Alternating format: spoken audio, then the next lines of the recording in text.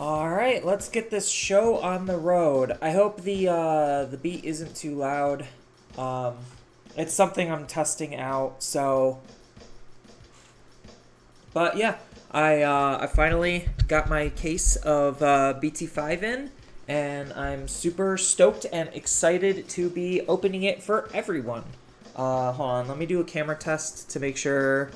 Okay, so it is coming up backwards, so give me 1 second while I fix that. Hold on.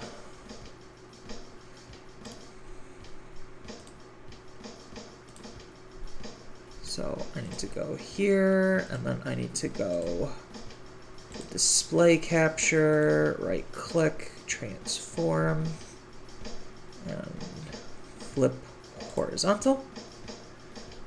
There we go. That should be anatomically correct for you guys. Yes. All right. And now I need to turn off my camera.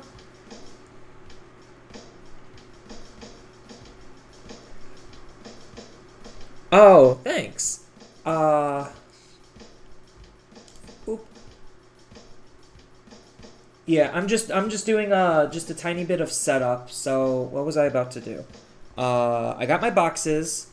I got the beat. I'm testing the beat because I don't want like licensed music or anything. So this is just like some stereotypical beat that should be okay for me to use. Oh, right. I was gonna fix my camera so the autofocus doesn't like make things all ugly every 5 seconds because I'm moving around a lot. That's what I was gonna be doing.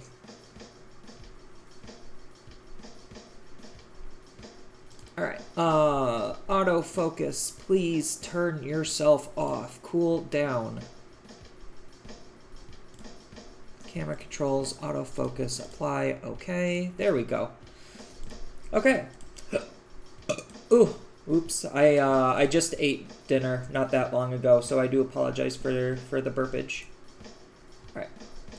And then we go here, we go here, we go here, we go like that. Then we do this, flip the switch.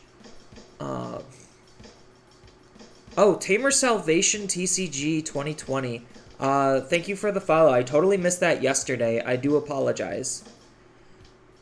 Okay. Kaboom! Alright. So, I got this bad boy right here, ready to open.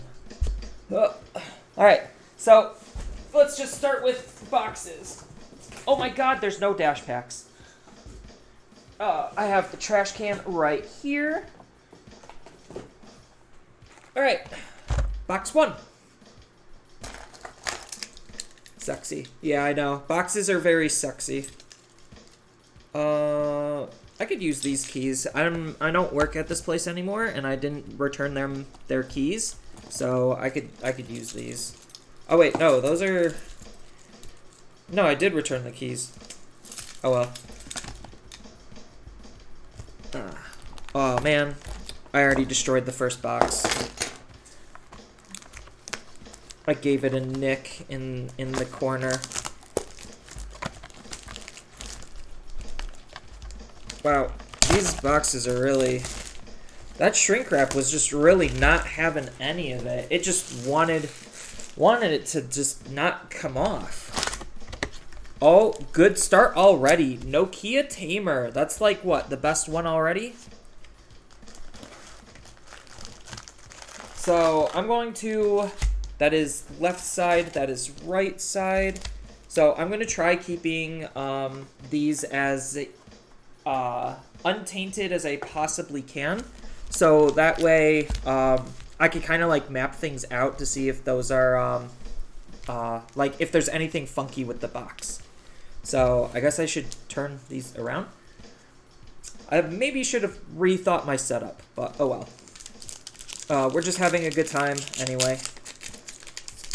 All right, pack one, pick one. What do you think? What's gonna be the first SR that we see? I could probably decks should probably be moved so I don't like fling my hands all over the place and destroy my own decks. What do we think the first SR is gonna be?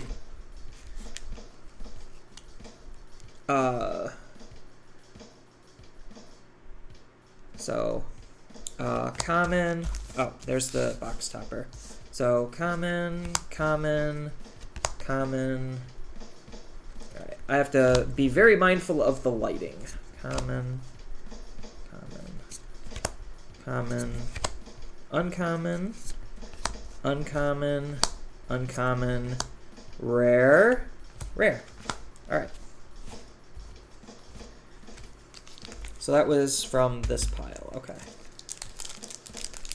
Metal Gar? I hope not. Why are you trying to jinx me, Steven? Why? Steven Senpai. Oh, no, you're Sama. Steven Sama, why? Why are you trying to jinx me? I'll probably go like this first box kind of slow because afterward it just gets really uninteresting seeing the same stuff over and over again.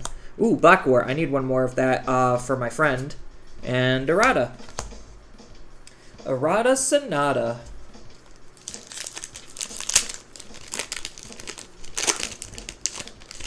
I posted this almost everywhere that I could think except for Reddit. Just because I don't really use Reddit. I don't like Reddit, to be honest. Like, I feel like Reddit is kind of like the jerk cesspool. Like, it's not as bad as, like, Twitter, but it's not, like, it's far from clean. No social media is clean, to be honest. Pikmon, Gabumon, you can't fly. I'll delete, and you were wrong. It's Tactimon. That's just as bad. Like, Tactimon and Metal Gar are the ones you want to dodge, and then everything else is pretty okay. The value of the set has gotten a little bit better, but it's still nowhere near good. Die. Oh my god, fly! Why didn't you die? I smacked you. Mori Shell, Troopmon. Troopamon's pretty adorable. I like the concept of it. I don't think it's gonna, like, it's obviously not doing anything. Like, there's a lot of Digimon cards that just aren't doing anything. Kotamon, Supreme Cannon. This was a good attempt. I'll give it a solid 3 out of 10. Upamon, Omni Shout, and Megidramon.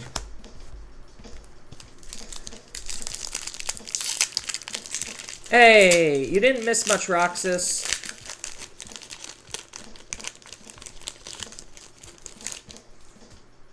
Alright, we could throw that away. I could actually throw these away now. I think this card's kind of cute. Like, I like the idea, but, again, like, they have lots of good ideas, but the execution's just always not there. But I guess, like, you need bad cards so good cards can, like, stand out better. So I guess, like, that's the concept. Like, ordinarily, if it wasn't for Lord Nightmon, I think Nightmon would see 0 play. Like, he might be a card for security control, kinda, just because he's an on-play with a decent ability. But outside of that, he would see, like, basically 0 play. Matt and Ty and Lord Nightmon. Alright, so that's pretty good. The best way to make sure that your box has value is seeing Lord Nightmon, 2 Omnimons, and then the rest kind of don't matter. I mean, they kind of do. Like, your alts need to be, like, really good right now. So, like, there's still just not a whole lot of value in the set, unfortunately. Pillowmon, Kurosari, Gaomon, Taomon, Agumon, Demonic Disaster, Shademon. I like Shademon a lot. Koromon, Bancho Lilymon, Sagittarius mode, this card's insane, and Renamon. If anyone saw my Ancient Garurumon deck do some work, that card's insane. Like, that card is actually low-key disgusting. You missed the start? You really didn't miss anything. It was just a Tactimon. I'm in box 1 right now. And I spent probably like a good solid couple of minutes just setting everything up. Troopmon, Floramon, Caramon, Coelamon, Pixiemon, Meteor Shower, Benjamin Lee's favorite card. It's really not, but he used it one time in a Rookie Rush deck, and it was kind of cute. Like, I like just janky, creative things like that. Like, it's interesting what you could come up with in this game. Catastrophe and Armageddon. That's kind of mediocre. Armageddon's fine. He's only like $1 though. Like, my problem with the set is, like, there's too many SRs right now that are $1, and it really just ruins the overall value of the box. So, like, the alt arts are hard carrying the box right now. Like, if your alt arts are not fire, and secrets are not fire, then you're going to get, like, no value out of the box, especially if you don't see an Omnimon. Like, you have to see Lord Knight, Omnimon, and then you have to have fire SRs in order to get your value out. Which sucks. Which actually borderline sucks. Minatomon, Transcendent Sword, Siege, Metal, and Manze.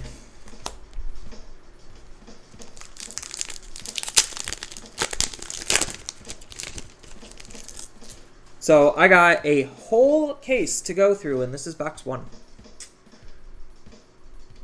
Maybe I should have put, like, text, but then I would have to change it every single time, and I think that might get a little bit annoying. So we'll just keep track of what box this is, instead of me doing it, because that's boring. Shade, Earth Shaker, Errata again. So this is a double Errata box, which means I'm not going to see another one for the rest of the box. So I hit 3 SRs here so far.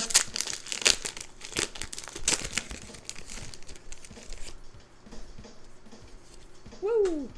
Alright, so that's a rare. Unfortunately, I could see, like, the back of it to see if it's a rare or not, so that kind of spoils the fun. Pale, Marimon, Cubimon, Demimare, Demi-Marine, or Marine Devi. You could actually use Marine Devimon with the Devimon stuff. It's kind of cute, but I don't see a reason why you would. Garou, Glady, Tsunamon, Gray. So, like, this is one thing that kind of pisses me off a little bit about, like, Digimon's design on their sets. Like, these two cards are functionally almost doing exactly the same thing. One's a common, one's an uncommon. I don't get it. Like, they are functionally doing the same thing for their respective decks. It's just the rarity is different. And it goes to show that they, like, this isn't for constructed at all, or this isn't for sealed or limited play at all. So, like, the reason why they do that is because it's not. So, they just slapped rarity on cards. Because, like, Woru Manzimon is it's a rare, and Manzimon's a common. So, like, they are functionally the same card for the different colors, but one is just a different rarity than the other, and it pisses me off. Just because I would like things to be a little bit more on par with each other in terms of rarity, because that, like, sealed, limited, and constructed type form, or sealed and limited formats, rarity matters a lot on the cards, and the fact that they keep making inconsistent rarities on their cards and they keep changing them really is obnoxious. Because it makes it actually harder to do those types of formats. Takumi and... oh, shoot. Second Armageddon? That's not good. Holy crap. Was not expecting 2 Armageddonmons. That's not good.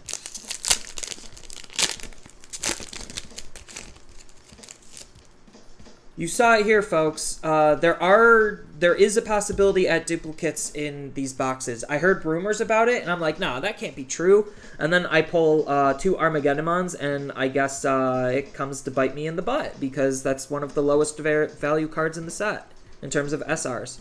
Floramon, Caramon, Coelamon, Pillowmon, Meteormon, or Marimon, Supreme Cannon, Pixie...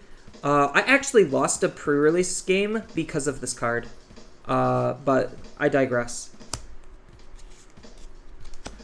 I had 2 Omnimons in one box? Oh, Carl, that's so broke. Like, that's actually broken. 2 Omnimons, like, in the same box like this, like, if these were double Omnimons, I would be way happier. But the fact that it's 2 Armageddonmons kind of sucks. Although, like, I guess for, like, the casual player, that's kind of interesting. So that way, like, it potentially could reduce how many boxes you buy if you're trying to, like, get or aim for a specific deck. And you're free to use this data, Carl, or, like, take notes for the team if you're, like, continuing to do that. I actually needed these for my deck this weekend. I was playing the suboptimal build without them, and against my Imperial matches, this would have made it even better. And I probably would have ended up winning more. This is going to be the test. Test what?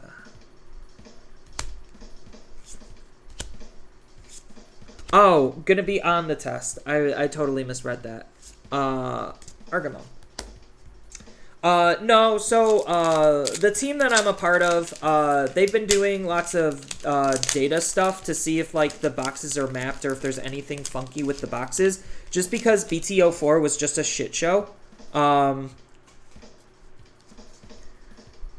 Because, like, those boxes were very easily mapped, and it took a lot of the fun out of the set, in terms of, like, opening it and hunting down products. Like, BT04, like, buying loose packs, even from an opened box, I would borderline never do, ever.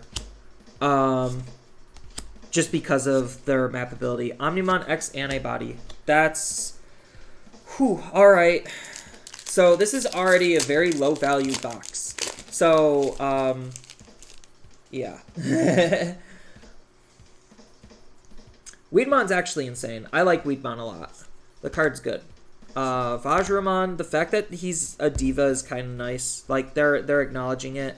Now we just need a Digimon Tamers-based set where, we could get some interesting stuff going on. So we could have, like, a Takato Tamer that Digivolves or help Digivolves into a, Gallantmon. I think that would be pretty dope. If the beat is too loud or too quiet, just tell me. I'm testing it out. Megidramon and Zwart. Zwart's good. Zwart's a really good pull. So if I pull a normal Omnimon, I think that can redeem the value of this box. Because right now, this is basically worthless, and these are the only things that are worth anything. So I just need to see a normal Omnimon or like a second one of these or in order to save this box. Because the alt arts are just whatever. Like, the alt art so far hasn't dipped below $10, so like you're guaranteed $10 from the alt art. Commandramon, Morishomon, Starmon, Kurosari, Tau, Agu, Supreme, Revive. This card's underrated. Digimon. Digimon's also kind of underrated. Yokomon, Nokia, and Sakuyamon. Sakuyamon is definitely underrated, but I feel like Sakuyamon is really good inside of control decks. So, like, I almost was thinking about a Lord Nightmon with Sakuyamon in it.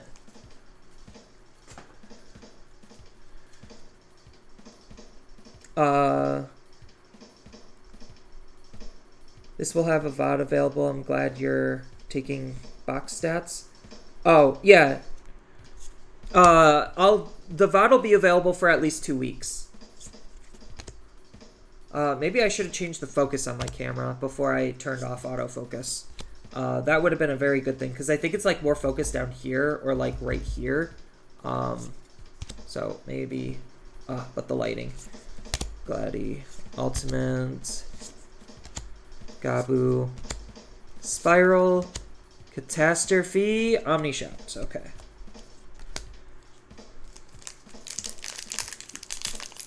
Yeah, this'll definitely have a VOD, and the VOD will be up for 2 weeks. But like, if you need to refer back to it, and like it's almost time for the VOD to go away because of Twitch, tell me and I could like save the VOD as a completely separate video. And then Carl, do you want me to go slow or speed up? Like just for the future boxes. Like, how fast do you want me to kind of go? Because, obviously, I'm going to start going a little bit faster than this. And And then I am keeping the sides the same on my openings. Rowdy Rocker, Rosemon, Sunamon, Inframon, Sagittarius, and Waru.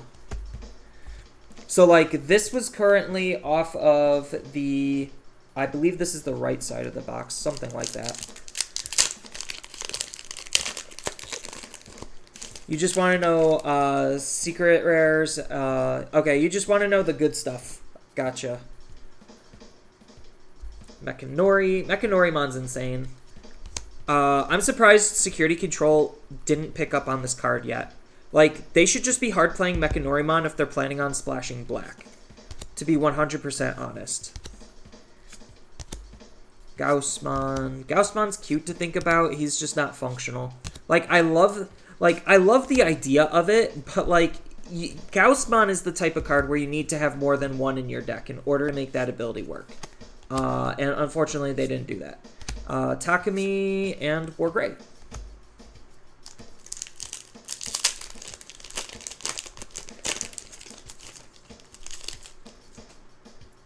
I don't think you're tracking sides. I mean, if not, I don't think it really matters. Like, you could just obviously disregard it, but I'm gonna, like, try to keep sides consistent. Demonic Disaster. This card's really good for OTK decks, although, like, purple's a little bit on the hard side to OTK with outside of Omnimon. Like, Joe Dobby, bless his heart, is trying very, very hard with literally playing all of the other purple cards. Dang. I was like, Chaos Gallant, but it's the bad one. That's the bad art. So, what are my hits so far? So, those are the super hits. Here's are the duds. So, I got 1, 2, 3, 4, 1, 2. So, that's 6. Okay, so one of these last 4 packs will have an SR, and then this box is done.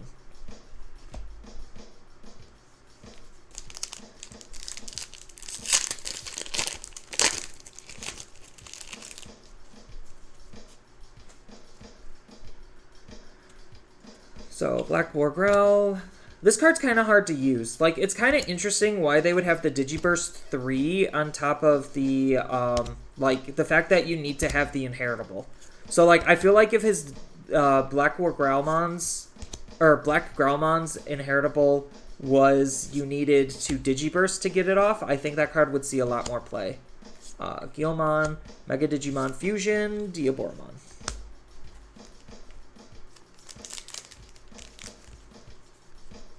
Though, 2 Armas? Yeah, the 2 Armas are really sucking for this box. It really is draining the value very fast, just because these are borderline worthless. Like, these are, like, what, $1 right now, and Tacti is, like, 50 cents. So, like, it makes boxes very high risk when your SRs just have no value. And same thing with the alt arts and the secrets. Like, if cards just don't have value, the boxes just are not worth it. Kotamon. So, like, I think stores charging more than 90 a box are, like, absolutely insane. Even though the market did start rebounding, I don't think it rebounded enough to really warrant the box prices being $90. Like, the value is just not there. So, like, I was really worried going into my case, Rafflesimon. I was really worried going into my case that the value would sink so low that my case, when I open it up, would be basically worthless. And I was really scared.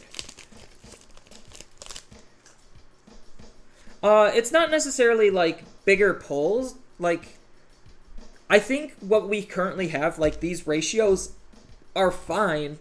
It's just people need to be more realistic about how the secondary market has been responding to the value of the set. So, like, I'm okay with pulling something like this if I'm not paying $90 a box. If I'm paying $90 a box, I'm going to have buyer's remorse, and it's going to suck, and I'm going to want to stop buying, like, sealed product, especially if the store is overcharging it. Like, that's going to make me stop buying sealed product. Because, like, we look at the value of this box. Hold on, let me open this in case there's a surprise in here. because some boxes do off chance have 8, so but yeah, so like buying boxes at 90 plus is borderline right now unrealistic. Like there is not enough value in the set to warrant that. Granted, like you could say that Zwart Defeat is making it a little bit more worth the chase, but like even then it's still kind of not really worth that chase. So if I were to value this box right now, disregarding all of the bulk because I don't know all of the rare prices, $1, $2, $3, $4. This is like what, 4? So I'm at 8. 8 plus 10, 18. 18 plus 15 is 32, something like that. And then this is $10, so 42. This is 15. So I probably opened like $60 worth of value out of my SR slots and secret slots. So like if I'm paying $90 a booster box, this is not worth it. This is probably going to be the average. So like it's just not going to be worth it. Granted, like, okay, so granted my box topper kind of saves this box a little bit just because this is like $25, but still that's $85 in value out of this box, and if I paid $90, I'm still going to feel bad. Like, it's just, people just need to get a grip on reality and stop selling the boxes for more than what they need to. So, like, I know for a fact stores are buying these booster boxes for about $55 to $65, depending their distributor.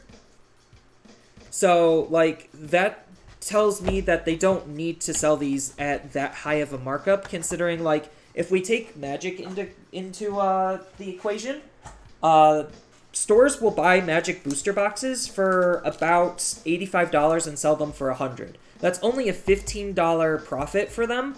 So, like, if they apply that same logic with Digimon, even though their profit margins are really small, they're still making something and the customer is still happy. So, like, at the end of the day, you need to make your customers happy in order for them to keep coming back. And if they keep coming back, then that's how you're going to be making money. Like, price gouging on the set isn't worth doing, especially on something like this where the value of the set literally dropped so hard day one that it's still having a very hard time recovering. Oops.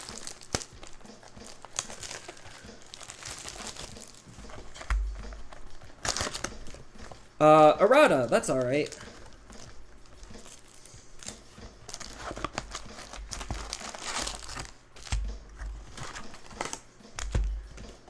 I would throw these boxes away, but I kind of can't. I need to keep them. Maybe I should have rethought my setup. Alright. Yeah, this pack goes here. So, Errata is my box topper. Oh, wait, hold on. I'm doing this completely dumb. Hold on, chat. I'm actually being all kinds of dumb. Transform, flip vertical, boom. All right, there we go. Although now I need to recalibrate. Or wait. Okay, so I do need to flip it back horizontal. Transform horizontal. There we go. Okay. Now I can freaking do this normally. And not feel like a complete goober.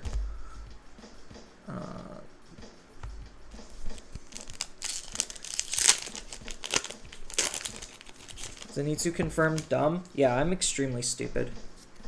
That's how I lose in events, is just me being stupid. So we got Koella, Coda, Troop, Mara, Weed, Nuts, Joker, Pick, Gabu, Fly, Blackwood Growl, and Errata.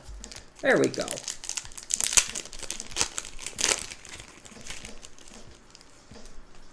Oh, shoot. Are you kidding me? Ban, please.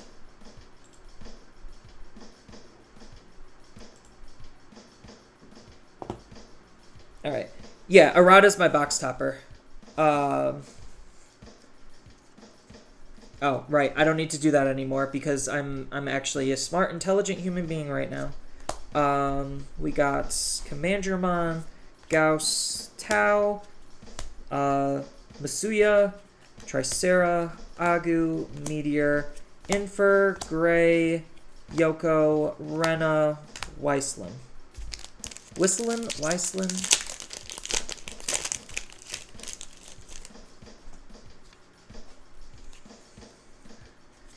Flower, Mechanori, Vajra, Garbage, Demonic Disaster, Transcendent Sword, Shooting Star, Reflecy, and Chaos. Chaos makes his appearance. Good to see you, Chaos. You had a headache during work and food was the issue. I've been having light lunches. Sounds like you might have a hunger headache. I don't know. Dang it. I missed the fly. I swear, I'm gonna get that fly. Starmons, Dorbikmon, Blackwell Growl, Weed, Gauss, Gladdy, Rowdy Rocker, Shade, Koro, Boncho, Argo, Diaboro. Used to have Big Macs for lunch and shit. Yeah, Big Macs are not good for you. Like, I understand your situation a little bit better than the average chat member. But yeah. No, I get it. Koala, Black, Cutes, Commandra, Black, Garou, Ultimate Flare, Absolute Blast. Oh, that's an uncommon. Oops. Goma, Pick, Sora, and Joe, and Shouts DX.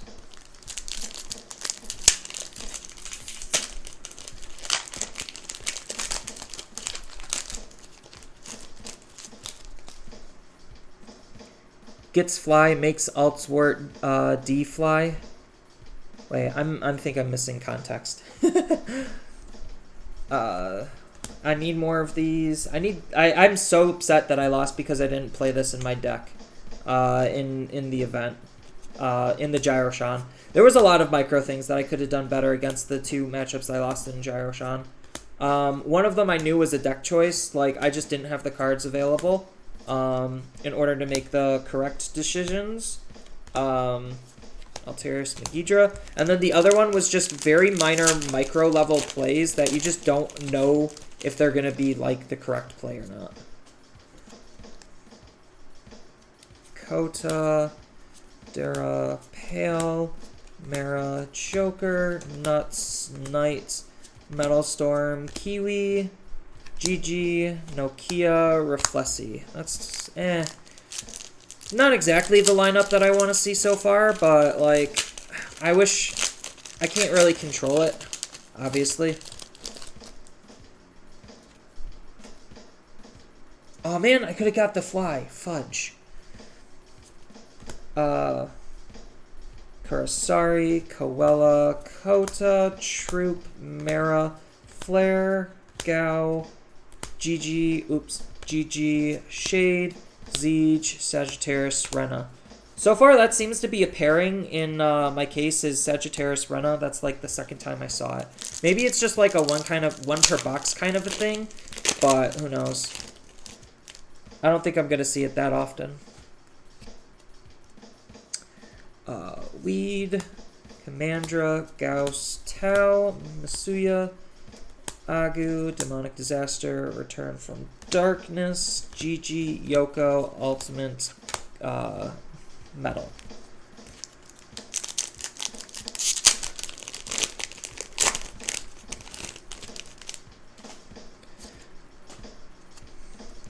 My diet's extremely poor. Don't even ask me about my diet. Vajra, Pixie, Rowdy Rocker, Nightmon, Zuba, or he's an uncommon. Gabu, Masquerade, Waru, Hexablow. Hexablow's okay. It's so funny. The card is so bad and will probably never be seen in top 8, and yet everyone wants him and everyone wants to play the deck to the point where he's, like, out of all of the, like, normal base SRs that isn't a level 7 and Lord Nightmon, He is the second highest. It confuses me. No, I trained my body to not like fast food. So like I can't eat ground meat in any kind at any fast food place. I just cannot. It has to be chicken or nothing. Meteor shower. I'm just gonna start going faster. Soren Joe. Hey, Zwart defeat. That saves this box from being a complete dud. Although I do have some canned peaches I probably should eat. Black War Growl, Weed, Gauss, Koala. Yeah, now this is not getting really interesting. I like Neptumon. I kind of wish he was better. He's really cute to think about, but he's just not good. Same thing with All Delete. All Delete is just an absolute awful card. It's a borderline meme on how unplayable it is. Like, on paper, it sounds great until you actually start thinking about it. It's just like, oh, Zwart Defeat comes out, and then I All Delete, and then it's just like, yeah, and then you cry. QB, Marine, Pillow, Kurosari, Gauss, Garou, Gabu, Tsuna, Stars, Return, Sakuya, Cannon.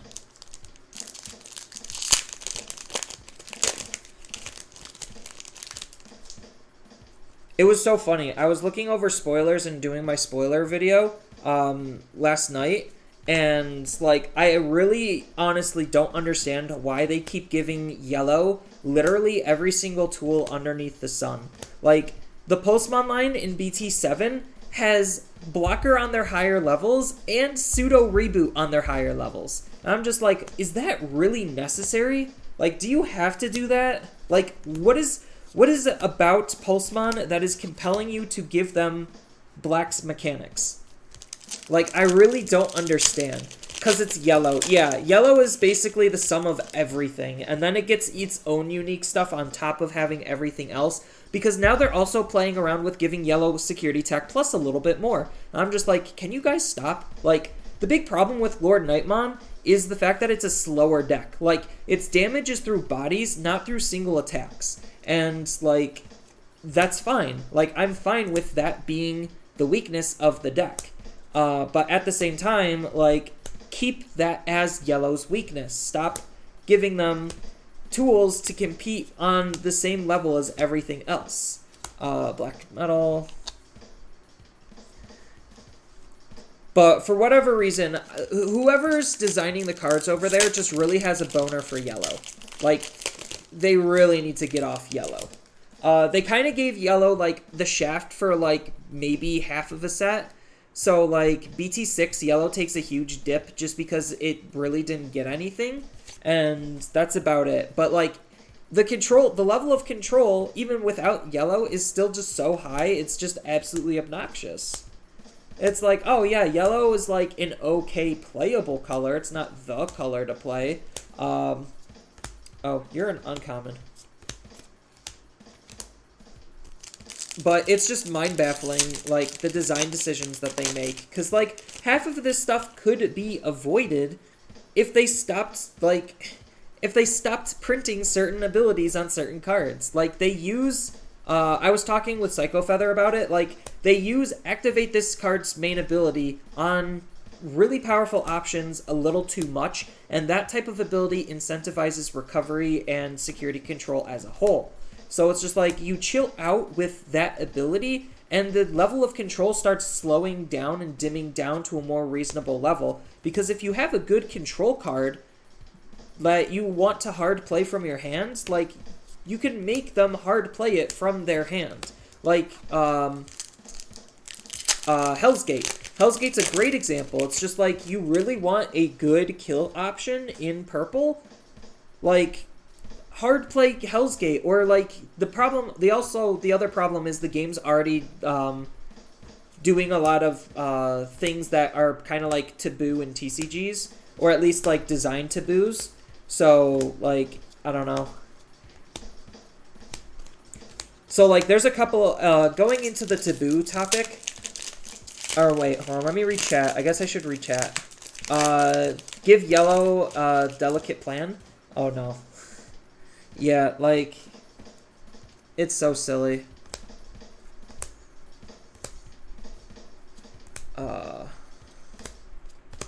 Rowdy Rocker, Suna, Gabu, Earthshaker. Like, Earthshaker's fine.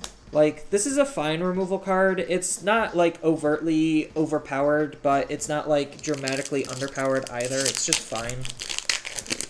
Since Bulkmon was the one protecting its own second and third trailer, Boutmon kept fighting off Black War Gray and dealing the finishing blow. Oh, are you talking about the trailer for the watches?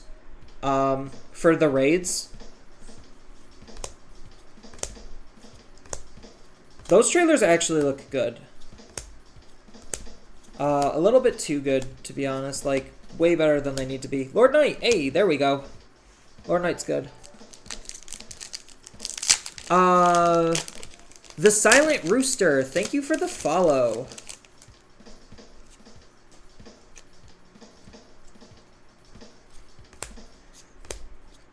But yeah. So, anyway, design, taboos. Oh, wow, shoot. Thank you, the Silent Rooster, for the subscribe. Wow, I didn't expect that at all. Thank you again, dude. Like, oh my gosh. I did not expect that. So, anyway, oh, it was with Prime, too. Prime hype, yeah, exactly. So, as far as TCG design taboos, like, one of the things that you should 110% avoid is free casting. Like, the ability to free cast, while it's really fun and really exciting, it creates certain situations where, left unchecked or, like, not properly managed, can absolutely ruin the game just because it ignores a lot of fundamental basics of what the game is trying to do. So, if you have a resource-based game, cheating resources is a taboo. It's fundamentally saying, hey, you know this, like, core rule of the game? Let's just ignore that. We don't need that. This is better. Like, that's a huge taboo, and I already feel like Digimon, like, there's a smart way of doing free casting, and then there's the stupid way of doing free casting. So I'll show you an example of, like, the smart way versus the dumb way in a second, after this box. Ooh, the good Chaos Gallant. Ron Thor, Waller. I hope I didn't butcher that. Rothorn Waller. Rothorn? Yeah, Rothorn Waller. Weiler. There we go. Rothorn Weiler. Thanks for the follow. I'm trying my hardest. Like, I see the name, and, like, the letters are coming together, but, like, not exactly the way my brain wants it to. Meteor Shower. Hey, Omnimon! Okay, so, like, this is a pretty solid box. If I had a second Omnimon, that would be really good. Like an Omnimon Zwart. Then this box would probably be, like, the best it could possibly be.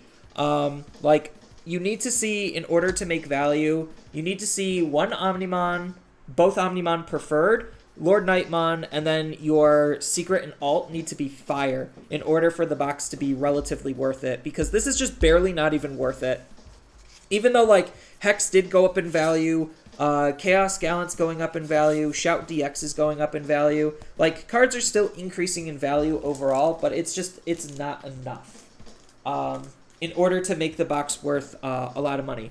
But anyway, so smart free casting versus dumb free casting, just as a quick little aside. Where was the Meteor Shower? Okay, so this is smart free casting. So you are actually still paying the cost to do something, even though that something is playing something for free. So even though you are basically cheating on tempo by using Meteor Shower to play Super Starmon for free, you are still essentially paying 3 for Super Starmon. So, like, this is smart free casting. Like, this is intelligent. You just have to be careful about the synergies and the types of cards that you're using in order to limit what you're able to do. Something like Lord Nightmon that's disgusting free casting. That is actually just saying, so playing Digimon is good, so let's just do that for free with borderline zero requirement or cost for anything. And then, like, that kind of just goes into and exacerbates, like, the problem with Lord Knight. And, like, that's why Purple Lilith Loop is so popular, because that's also dumb free casting.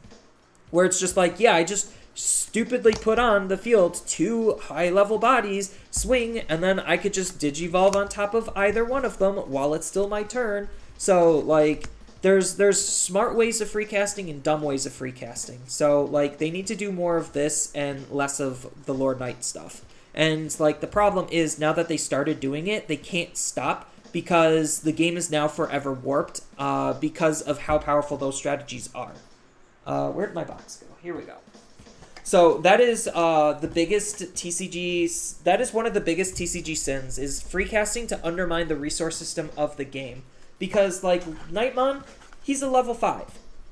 You should not be able to free play a level 5 for basically nothing that also removes stuff that also can do other things. Like, that's just a big sin in my design brain. Yeah, and then, exactly, like, because of, like, I literally think, like, because of the way Lord Nightmon was designed, like, obviously, there's lore behind Jesmon's design, because, like, his interaction with Sistermons and all that stuff, but, like, at the same time, they didn't need to free cast it, and because Lord Nightmon free casted, they were just like, yeah, we could put free casting on Jesmon, Lord Nightmon does it, and that's totally fine, right? It's like, no. Of course it's not. Like, yeah, sure, it's a strategy. It's something that you've already done. So it's like, why not continue doing it? But, like, you shouldn't. Errata. This is box number 3, people. So we got a long ways to go.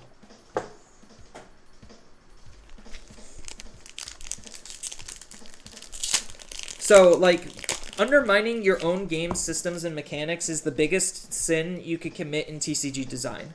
And, like, warps are kind of, like, getting there just because it's undermining the evolution system of the game. So, like, I'm a little bit more okay with warps because, like, I was going over and reading and rereading the new zero-cost option card for BT07, and I was just like, so maybe this type of a card is okay because there's no mulligans. So because there's no mulligans, you could potentially brick and not see a particular level, so warping kind of alleviates that a little bit. So, like, I'm kind of okay with warps, but, like, they do need to watch it very carefully. Otherwise, like, too many warps or the wrong type of warp could ruin the game. So I think going, like, Bond of Courage, Bond of Friendship might be a little bit too excessive. But that's just my personal opinion. Obviously, like, there are just some decks to be played. Metal Guru. But, like, the biggest problem with Digimon right now is just free casting. Like, because of the way security works and just all of the options, like, there's just too much control on the format, and it changed the game completely. I don't think it's necessarily a bad thing. I just need to think they're slowly starting to add in counters to how much removal there is, but I think the design team is underestimating grossly how much people are playing removal and how well removal is doing as a whole. But then again, like, the catch-22 is the design team is also working, like, probably 2 to 3 sets ahead, and the way they seem to be designing cards is in, like, batches. So they'll literally just sit on, like, 200, almost 300 cards, and then they'll just divvy them up based on the theme of what the set is going to be on. So, like Battle of Omni and BT06, those were probably designed together because of the alt arts or not alt arts, because of the secret rares. So because you have the connecting art, that was commissioned at the same time. Like, an artist just doesn't decide to be like, yeah, I'm just going to do this half now and then half later. No, those were commissioned at the same time, so both of those sets were basically in development at the same time, or at least that pool of cards. So for Battle of Omni, they could have just said, oh, let's have Omnimon fight Zwart Defeat in this set, and then we'll just throw in Alphamon in the next set. So that's kind of like what they made me think. Hey, Omnimon, that's good.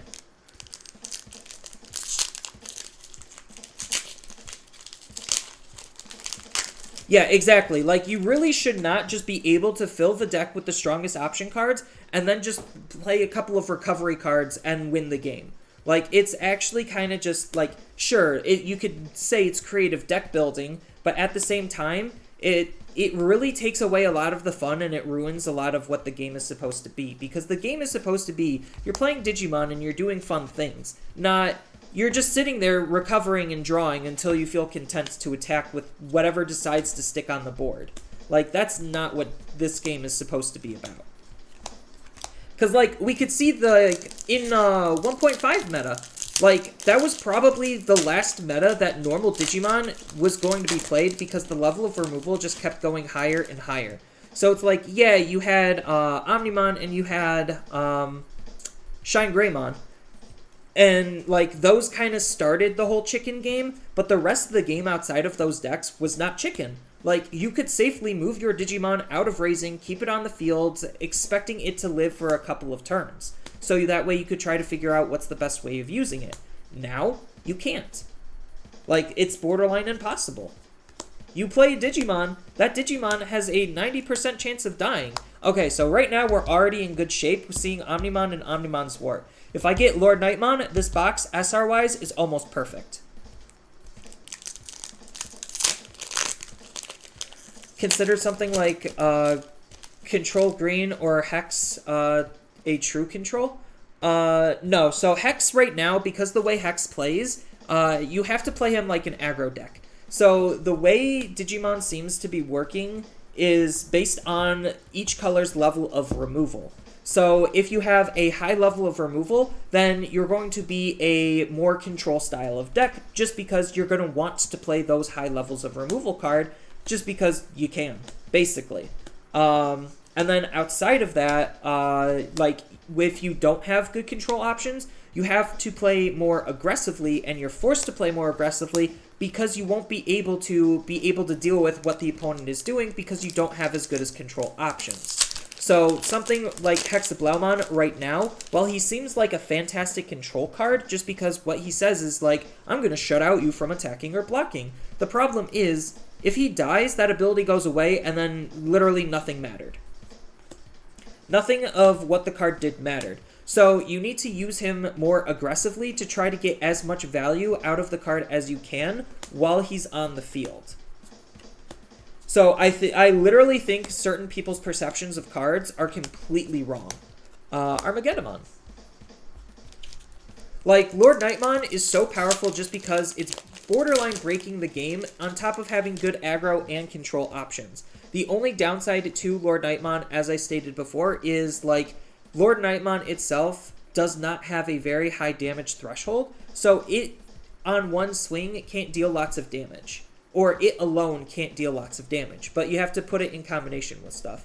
Hex is still a control card. So, like, Hex still seems like a control card. I am under the philosophy that the way the game is played, it's an aggro card. Just because you could assume it's going to be dying. 100% of the time. You should, like, going into a Hex deck, you should assume you're not going to be able to keep a Digimon on the field for more than a turn. Like, that should be true going into literally every deck ever. It's like you play Lord Nightmon. You should assume if you are the one playing Lord Nightmon, your Lord Nightmon might not be staying on the field to the turn past it. Although, like, Lord Nightmon is kind of stupid and is... Okay, maybe Lord Nightmon's a bad example because Lord Nightmon actually has a high chance of staying on the field just because the levels of removal right now don't hit it as cleanly as it does with other cards. Just because Lord Nightmon also buffs itself. So that's a huge aspect to, like, what's making Lord Nightmon way better than what Lord Nightmon should be doing. Just because of the buff. Okay, there's Lord Nightmon. Speaking of the devil. So this is already looking to be one of the best boxes that you could get SR-wise. So you got the Holy Trinity right here. Yeah, so, like... the ability is still a control type ability, yes, but you can't play it like a control type ability because you know Hex is not going to stay on the field for a single turn. Like, more than a single turn. So, like, because of that, like, level of play, you have to play the deck fundamentally different, and you have to play it more aggressively, even though it is a control-styled card. Because you could assume you're almost never going to get the full value out of the card. So, like, the best thing you could do with Hex is basically just swing, try to get the opponent's inheritables off, gain the jamming, and then do 2 security checks. And then you could feel safe and okay assuming that your Hex is going to die the next turn, and if it doesn't, then you start needing to, like, you need to start shifting your brain towards a more control-style deck, just because now your Hex stayed on the field. So, like, that's the big difference, is, like, assume he's going to die and play him aggressively, and don't play him controlling. And then once he stays on the field and you know your opponent can't respond, then you switch into control mode, and that's how you should be playing Hexablaumon. So that's just my personal opinion on it. And the same thing can be true for, like, a lot of cards. Like, Black right now, it has to be played like almost OTK, just because Black's removal is so piss poor. Like, they got one option and it's not even good enough. Like, it's good, it's just not good enough to be considered, like, a solid control tool. Hey, Swart defeat number 2. So this box is already looking to be insane. So if my alt art is really good, this is probably almost best box scenario minus these 2. And my box topper. So, the only interesting correlation right now that I noticed, obviously I'm only 3 boxes in, is Errata so far has pulled me 2 Zwart defeats. I don't know if there's any, like, correlation between box topper and secrets or anything, but that's something to keep in mind of. Black is Bandai's stepchild? Yeah, no kidding. They keep shafting Black so hard inadvertently. It's like it literally took 5 sets for Japan to finally print a 2-cost Evo for Black on level 5. I'm like, excuse me, where are Black's tools? And, like, the problem is, which I'm going to be making a video about later, but I'll, like, spoil the contents of the video here. The problem is, like, they gave Black too many archetypes out of the gates. So, like, each set Black was made, they had an archetype attached to it, reducing the overall amount of, like, generic tools that color has to be playing around with. So it's like, you look at BT02, they had Diaboromon. So half of the set and half of the Black cards were taken up by Diaboromon cards, and only Diaboromon can use those cards efficiently, not all Black decks. You look at BT03, you had Ragnalordmon. So you had Ragnalordmon-based cards. Then BT04, you had D-Brigade. So you had only cards that work with D-Brigade. So the amount of tools that Black had was significantly reduced because they kept shoehorning in an archetype every single set that color was in. And something like Yellow, the problem, like, the reason why Yellow got so out of control is because it didn't have that problem, and it just had so much good removal type, like, Yellow fundamentally was too powerful out of the gate, but it didn't have the cards to make itself powerful. And, like, now that cards are starting to synergize with Yellow on, like, various different levels, and people are figuring out combinations, like, it's the sum of all of the parts that's what's making Yellow so good. And because of how Yellow functions as a whole, like, because DP reduction stacks, because recovery is busted, like, Yellow's tools that it was playing with were just so far above everything else that, like, we're getting to, or, like, in BT05, this is, like, almost the tipping point where it's like, yeah, Yellow is just de facto one of the strongest, if not the strongest color currently. Yes, there are decks and strategies that can tackle it, but card quality-wise, there is nothing higher than what Yellow has. Yeah, and there's still, and the funny thing is, each set, they're still shoehorning in for Black archetypes. So it's like, where Black can't just catch a break on getting good generic tools, and it's taking 2 to 3 times longer to get those good tools than any other color in any other set. So like, it's actually mind-boggling. No other color really has this problem. I guess green kind of did, just because the mechanics it's playing with are a little bit more specific, but it still could use a lot of its tools generically. So it's like, it wants to have a Digisorption deck, it wants to have a Digiverse deck, but those cards and those abilities could still be used in other things, which is what's making green, like, at least still relevant. But you saw, or you'll see in BT6, at least in Japan with BT6, green took this ginormous downtick because half their pool of cards was dedicated towards Eosmon. So they lost a lot of potential tools, and as the power of the game just keeps increasing and increasing, it, like, literally those very, very minor things can affect how a color is played overall. So, like, it's just really interesting and curious to see, like, just these ripple type of abilities. Refleximon. In terms of, like, their card design. So, like, red hasn't really skipped a beat. In terms of its tools, it kind of plays a little too heavy into Greymons and Agumons and, you know, just the main character stuff, but, like, that's to kind of be expected. Blue does the same thing, but blue was lacking a lot of removal tools. So, like, blue was forced to only play aggressively in terms of doing well. Otherwise, it just can't do anything because it can't deal with the opponent's cards. So blue and black were just, like, another type of card, like, another color that just was forced to play the game differently than what they wanted to, just because they lacked specific tools to help deal with the given meta. How do you feel about the Three Musketeers deck? I love the theme. I hate the deck just because it's another control-based deck, and it's doing control very, very well because it's free playing its options.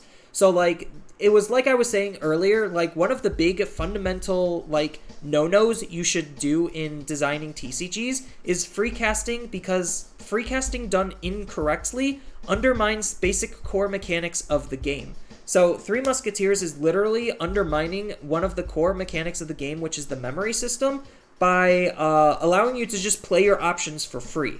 And the options that they get are all removal-based options, and they're all really good. And on top of that, they activate their main and their security, so there's a second layer of free playing to them. So, like, I understand that the deck is good, but it's good for the wrong reasons why a deck should be good.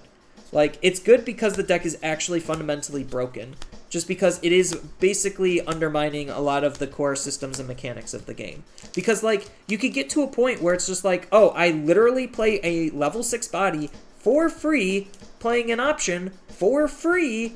Like, why? Just why?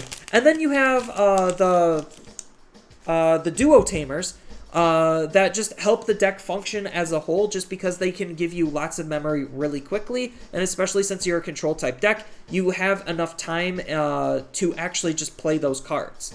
So, like, it's just a really powerful deck for all of the wrong reasons. But I do like the theme. Like, I do love the fact that they did Three Musketeers. Don't get me wrong. Like, I still get giddy and excited because I'm a Digimon fan also. It's just, as a card designer, I see lots of issues. Oh, for a second I'm like, is that the second Chaos Gallantmon in this pack? No, it's not. 1, 2, 3, 4, 5, 6, 7. Okay, so in these last 4 packs, there is going to be a secret or an alt art.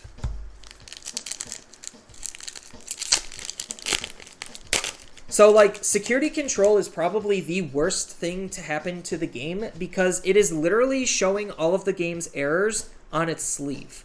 Like, it's just actually all kinds of disgusting. And, like, the reason why we have to play this chicken game is because of, it's almost because of security control, but it's because of how much removal there is as a whole. So it's like, it all stacks and adds up into each other. Because it's like, the reason why in 1.5 and 1.0 we could feel safe about moving our Digimon out of the raising was because there wasn't enough control tools to kill them the instant they come out. And now that there are, now we have to fundamentally change how we play the game because we can't do those actions anymore because now we get punished and we could lose the game very easily because of that. And then also, this is also a good thing, but decks are also getting more consistent just because they're adding more draw power to, like, just the game as a whole. Which, that's not a bad thing. Like, the more consistent you make a deck, the more skill intense the game actually becomes. And that's usually a good thing. So, like, I was playing my Ancient Garurumon deck at the Gyroshan event, and I have so much card draw in that deck, it's actually borderline disgusting, and I think I bricked out of all of my games a total of once, and my brick wasn't even bad, because I was still able to play out of my brick, because my opponent was going first, so I was going second, and I drew into a rookie. So it was like, oh, yeah. So, like, good deck building on top of high levels of card draw can help the overall consistency. Hey, the good sport. So this box is probably one of the best boxes you could ever hope for. If this was probably a Zwart, or if this was a Shout DX, this box would probably be the best you could get.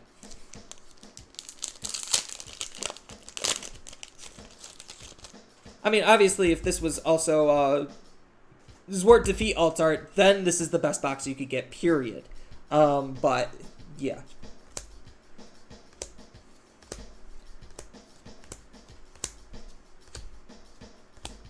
I'm just happy that the value of the set is finally starting to rebound and stabilize, because I was scared shitless, just because of seeing all the cards drop so hard and so dramatically. Like, it actually made me scared, because if I sold my cards day one, I probably would have lost money, and I would have been very disappointed and very not happy, and that would not be a good thing. Although, I am probably going to get absolutely bodied by Classic Collection. So, like, I still have my case of Classic Collection, and I think there's just going to be so little value in Classic Collection, it's going to be borderline laughable. But, like, at the same time, under that, like, type of mindset, because we could see what Japan was doing and what cards are good and, like, how well the set's going to do as a whole, we can make more intelligent purchasing decisions. So, like, I'm going under the false perception that because people are going to see Classic Collection as absolute dog shit for the meta as a whole, just because it's not doing that much, people just aren't going to buy the set, and because people aren't going to buy the set, it's going to make buying a case or, like, buying boxes actually worth it because people still need the stock. So I'm kind of banking on the set doing so bad it scares people from buying cases, so that way I could actually sell my cards and not lose anything.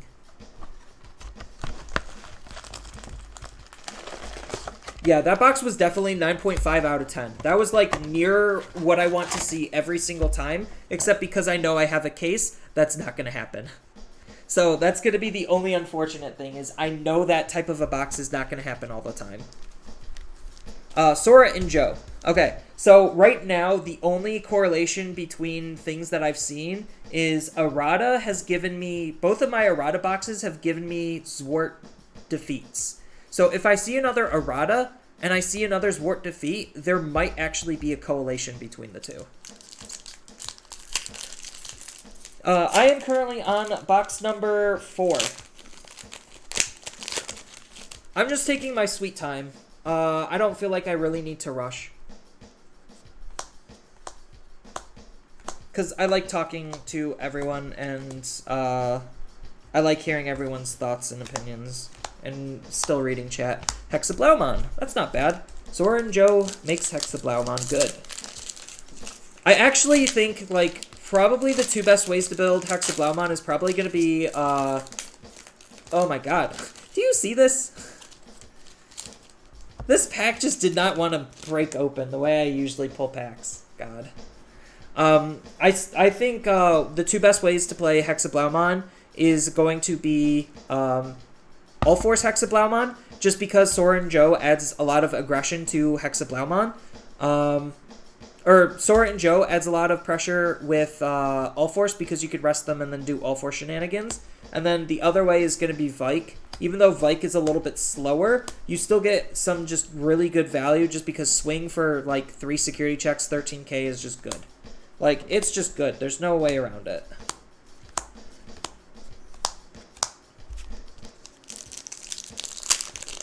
Shout DX, it's kind of interesting. I thought Shout DX would be doing better in the English meta than he is, but I think it's literally just because people are too high on Lord Knight and Lilith Loop that, like, it's pushing a lot of the decks out just because people don't want to play them.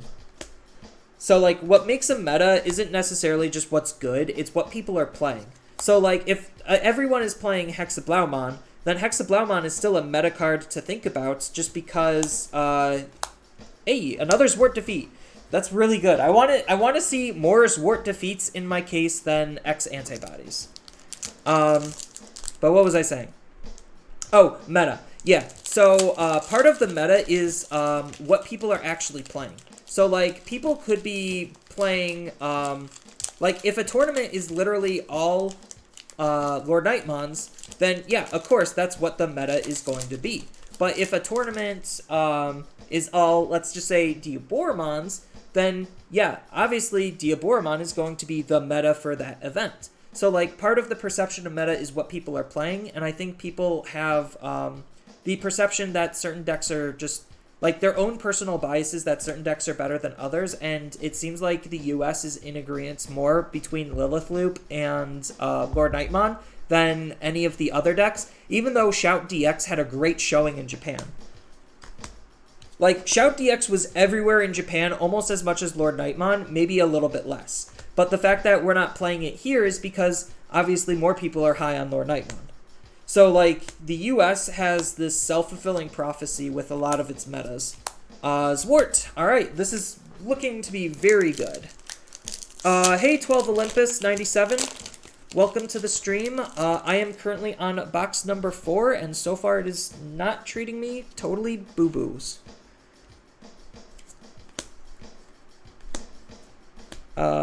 But yeah, I'm just talking about just random things that I just think up.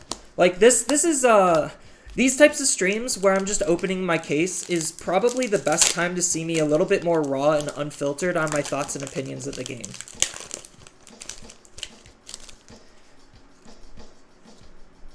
And I'll just go on random tangents because I can. Like, it's just like I see something or I get into a topic and then I think of another topic to transition into and then I just go off.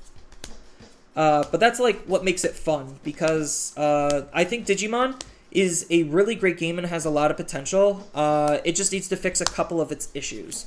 What's another TCG sin? Oh, I'm so glad right now they have not gotten into one of the second biggest TCG sins, which is alt win conditions. Alt win conditions are awful. I hope Digimon almost never does them because, like, alt win conditions do, like, literally one of two things. It's either really good or it's complete garbage. There is no middle ground between alternate win conditions. So I really hope Digimon stays away from alternate win conditions. You could kind of say that, like, I guess OTKs are like alternate win conditions, but they're really not. Like, you're just playing the game the way it's kind of supposed to be, and it just so happens that your deck can OTK. So, like, right now, their biggest sin, as I stated before, is, oh, that's an uncommon. God, I really freaking hate their rarities in this game. But as I was saying with one of the biggest TCG sins, like, free casting is a big no-no, done incorrectly, and they're already starting a very bad trend of doing it incorrectly. Like, Argamon level 5 and Anguimon were already pushing it, and then we already knew those cards were going to be insane just because, like, they were made right now, and they could get better depending on the support that they get later. So, yeah, those were already very highly problematic cards. I'm not saying they're necessarily ban-worthy. Obviously, Argamon level 5 did get the limit, but it got the limit not for the free casting bit. It got the limit because it was consistently doing Digisorption in combination with Blossomon. So when you had Argamon level 5 and Blossomon, that basically shut out the possibility of you playing any other level 5 in the entire game, because why would I play any other level 5 when I could just Digivolve for 0? Like, that was kind of a big oopsie that they made.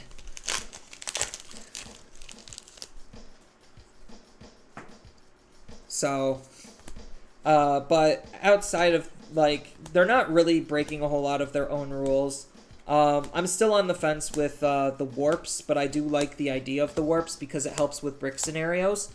As I stated before in one of my videos, just because it's like, oh, I have a level 6 and I have a level 3. I can't Digivolve all the way up into it, so what do? Well, let's slap on a warp and you're good to go. But people also will, like, tend to take that and abuse it. So we see in Japan that they abuse the heck out of warps. They have 100% destroyed what warps were supposed to be, and, you know, like removal, they took what the designers were intending for it to be, and they just took a ginormous dump on it, and they said, no. This is how it's actually going to work, and this is all we're going to do, and we're going to ignore evolution as a whole. So, like, in BT6, looking at a lot of BT6 data, normal Digimon is almost dead. Like, it is literally just Jesmon that is the only competitive normal deck that's being played. And when I say normal, I mean, like, literally in the sense of the word normal, where you're going from your raising, Digivolving all the way up into your Digimon, building a stack, like, you know, playing the actual game the way it's supposed to be played. Because literally every other deck that's been topping in Japan in BT6 literally is just like, yeah, let me just warp and aggro, or let me just hard play and free play. So, like, normal Digimon is almost dead, and that kind of scares me, because I really like what the normal way you're supposed to play the game is. Is there a way to see what decks we played in Top 16 at Regionals last weekend? You would have to talk to the TO about it, and the TO would have to release that information. Outside of that, you're just going to have to, like, hunt it down yourself and ask, which is a pretty feels bad thing to do, considering they do have access to that information. I don't think that they just are ready to start sorting and sifting through that information, especially since they upped the cap on a lot of their events. So that's, like, the only downside. Wait, these normal Digimon, we don't send people to the Shadow Realm? No, so, like, my concept of normal Digimon is just how Digimon is supposed to be played. So, like I said, my definition of normal Digimon is literally going from your raising, Digivolving into a level 3, level 4, level 5, move out, level 6, do your level 6 stuff. Like, that's how the game is intended to be played. That's how we played it all the way up until BT4, when BT4, like, or all the way up till BT5, before we get all the warps and free casting and free playing stuff. So, like, Security Control takes that idea and totally takes a hard dump on it. They're just like, why should I bother playing anything when everything comes out on my security, and I just need to hard play a couple of things, ignoring evolution, just to recover. So, like, we already are starting to see normal Digimon die, but, like, it's not to the BT06 point yet, because we're not in BT06. Because BT06 introduces a lot of warps, we get the starter decks, which introduce more warps, and then we get a lot more cards to just hard play for a lot more value than if you were to actually Digivolve it. So, like, it's just really brutal on game design as a whole. Tactimon. Every time I won a Digimon game, you sent your opponent to the Shadow Realm. You should have just told me sooner. Oh, yeah. The Shadow Realm is a very scary place. I almost was there, and I don't want to go back there. Playing Security Control was absolutely one of the worst experiences I have ever had playing this game. I was just like, this deck is so... It's not, like, brain dead, it's just boring.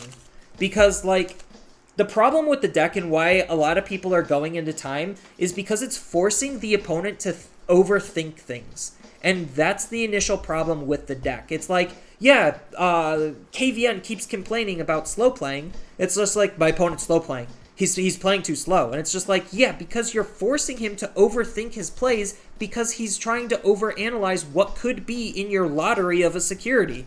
Like, of course he's going to be slower than you because you're playing one thing a turn and he's playing like 2 or 3 on top of having to think critically about how he wants to use his micro actions to attack, to not attack, to digivolve up into a separate stack, to do X, to do Y. Like, yeah, of course people are going to be going slow because it's forcing them to overthink things.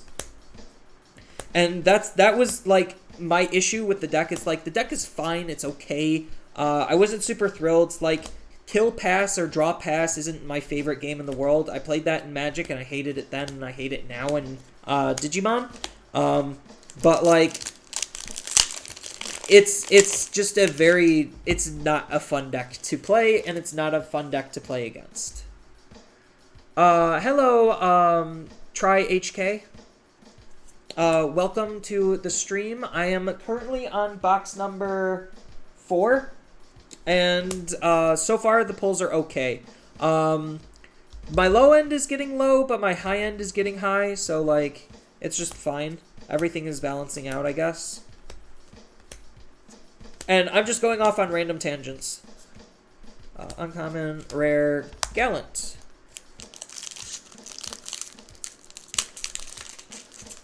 Looking good enough for you? Yeah, exactly. I hope the beat isn't super annoying. I just felt like I wanted to have some kind of audio. So I'm really trying this. And I just have like a 30-second beat set to loop. Although I do need to edit like literally the last second out. Just so it loops a little bit more clean.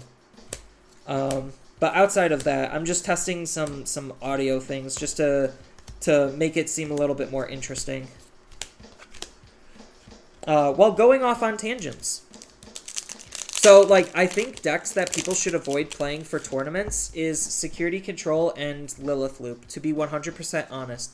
Those decks have a very those decks have a very high chance that you're going to go into time. So Lilith Loop is taking the Security Control and basically flipping it in reverse, where it's not forcing the opponent to overthink, it's forcing you, the player, to overthink. And I think that is, like, not super, like, you can't really avoid it, but at the same time you can. Like, you don't have to play Lilith Loop if you want the same type of value. So, like, you could just play Chaos Gallantmon, play, like, 1 or 2 copies of Mega Digimon Fusion, and then just go into Zwart. Same thing. Literally same thing.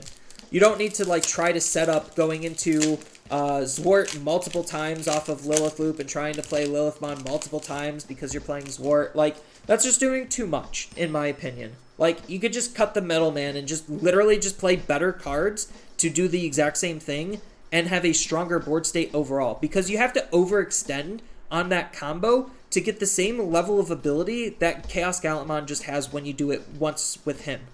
Like, it's stupid. Was curious, how does D-Digivolve work against Tamers intended as evolutions? So, like, the way D-Digivolve works for Tamers is it literally would... I believe it just literally reduces them back to a Tamer. But that's kind of the whole thing, where it's just like, yeah, it just reduces it back to a Tamer. But the interesting thing with, like, D-Digivolve is more with Digiburst, because if they Digiburst incorrectly, you could actually end up deleting their Digimon through D-Digivolve, which is kind of hilarious. Because, like, if they get rid of their, like, let's just say they get rid of their level 5 and their level 3, and you D-Digivolve them, like, 2 or something, then it D-Digivolves them back out of their level 6 into their level 4, back out of their level 4 into their egg, and then their egg can't live on the field because of just the way D-Digivolve works. But, like, with the Tamers, it literally would just turn them all the way back into Tamers. So, it's, yeah, that's the interesting part. I don't think D-Digivolve is a good mechanic, to be 100% honest. I think they just threw it in just because they wanted to, like, figure out ways to interact with the opponent's Digimon, and, like, I don't know, it just seemed like it was super shoehorned in. It's just like, oh yeah, how do we make the building the stacks actually matter? It's like, ah, de-digivolve. It's like, yeah, that's kind of cool. It doesn't get rid of the Digimon, though, which is, like, literally the whole problem with de-digivolve. Hey, there's the Omnimon. 1, 2, 3, 4, 5. 1, 2. So we get 2 SRs in these 4 packs.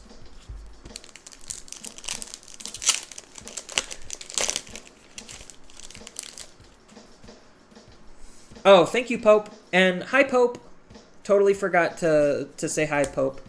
But you literally just started chatting, so I guess that's fair.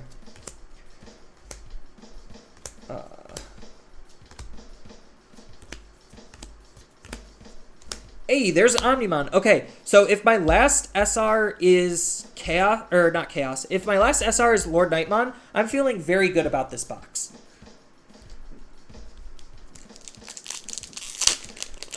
And I just need boxes to literally look like this forever. Like, if I could get repeats of these types of boxes, like this box and the last box, throughout the whole case, I'd be a very happy person.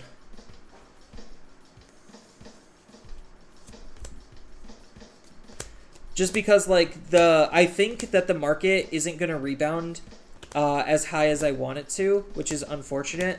Because, like, I want the cards to have, like, you want to have some value in your cards. Obviously, it's, like, really good from a player's perspective. It's like, oh my god, I could buy my 4 copies of Metal Garurumon because he's 50 cents and build, like, this really sick black deck out of it with Zubagon Punch and Reboot and a whole bunch of other stuff. And it's just like, yeah, that's really nice. But, like, you also need to have, like, chase.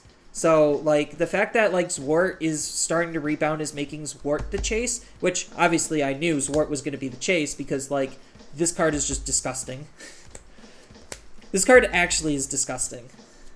Like, Zwart is probably one of the biggest mistakes in the game as of right now. Mega Digimon Fusion. And second Chaos Gallant. So this was a box where I got 2 Chaos Gallants. Interesting. Oh my god, the Memory Boost cards? Oh, I'm super excited for the Memories Boost cards. But I do think, like, the Memory Boost cards from the starter deck, those cards are going to be worth a lot. Because in order to get a playset, you have to spend money to get 4 starter decks. So that's going to make, like, it's literally going to pay for the starter deck almost, just trying to get rid of those cards. Because you have to get a starter deck to get the card. So it's, oh my god, I'm, like, excited but not excited at the same time. I only have 4 starter decks because, you know, I'm only a normal human being with a limited level of income and capital. So I can't, like, go overboard on the starter decks. But, like, oh my god, those cards are going to be worth money. And then the other memory boosts are pretty decent too. Like the ones that are coming out in BT6. I really like the idea of memory boosts just because they add a new extra layer to the game. And I like the flavor of them. I really hope, like, they're probably not going to do it, but one of the things in BT7 that I saw was the black memory boost is called Pride Memory Boost, and I really hope that they do memory boosts based on the sins. I think that would be super spicy and super flavorful. Like, I want Lust Memory Boost, and what are some other ones? Gluttony Memory Boost. Like, oh my god, those just sound dope.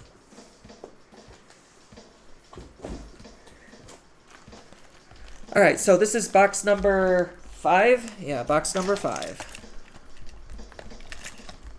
Come on.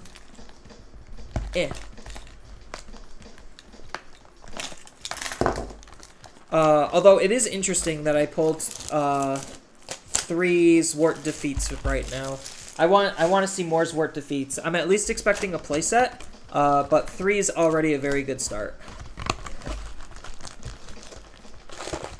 Yeah, so, like, the whole intended purpose is you're supposed to buy 2 of each to get a playset of all of the cards in the starter decks, and then, like, the memory boosts are just the icing on that cake. Where it's just like, yeah, I already was buying these anyway, so now I just get a playset of the memory boosts? Sure, why not? I'm gonna break the bank to get my playset. Just buy the starter decks. I think you could still pre-order the starter decks, so that would be really good. My brother's wants me to pre-order the starter decks for him, but I was telling him maybe you should just buy them from our local shops because I know they're going to have them and I know that they'll be able to reserve them for us. And I hope our local shops don't, like, scalp us. They haven't really been scalping us. I think, like, now in BT5, like, because the sets are dropping so hard, they really need to start adjusting, and I don't think that they're willing to adjust. Because paying 100 for a box of BT5 from them it felt so bad.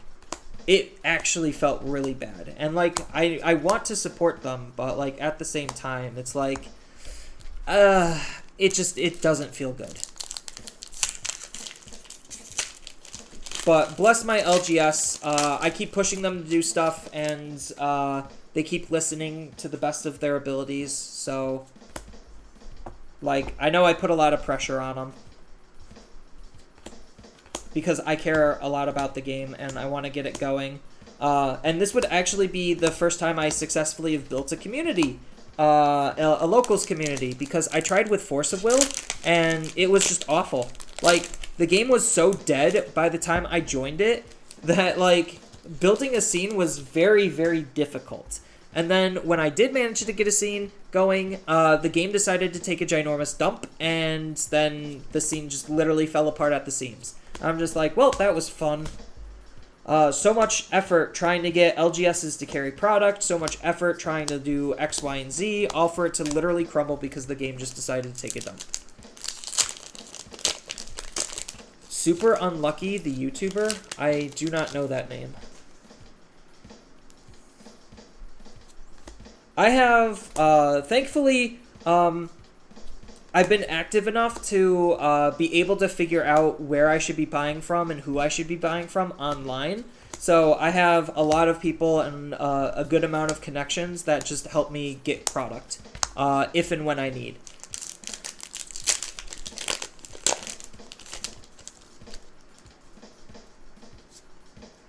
Bandai needs to keep doing promos with boxes, otherwise BMs won't be... Oh, brick and mortars won't be able to compete with online prices.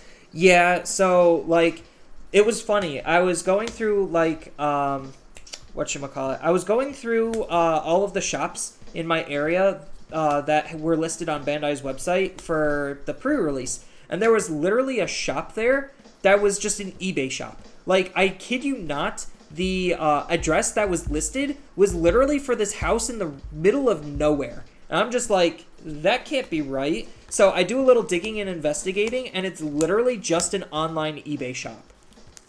Passing off as a LGS. And I was, like, actually kind of disgusted. I was just like, that's not right. But yeah, I do think, like, promos and stuff do help LGSs and brick and mortars fight online prices, because, like, right now, why would I buy a booster box of Battle of Omni from my LGS for $100 when TCG Player has it listed for like $85.90? Shipped, mind you. I could buy it like that price shipped. So it's like, it really creates this, it puts everyone in an awkward position where it's just like, I don't feel like spending $100 a booster box on this product because I know it's not worth it. And the silly thing is, I can make as many videos as I want talking about it. Nobody will listen to me at the end of the day, even though I'm 100% right most of the time. So it's just the unfortunate reality that I'm just gonna have to keep telling everyone every single time, hey, don't pre-order. Pre-ordering is stupid. You're literally throwing your money away because these cards will tank in value the second the set comes out. Here's the reason why. Like, I've literally done that video probably, what, 3-4 times? If not more. And people still don't get it. Like, when I saw Lord Nightmon, as an example, like, pre-selling for $40, I'm just like, no way. That card's gonna be, like, maybe $10. And then it was. And I'm like, told you. Why are you spending $40 on it? Are you stupid? I can't directly call people stupid. I could imply it. I don't like directly insulting people because it doesn't feel good.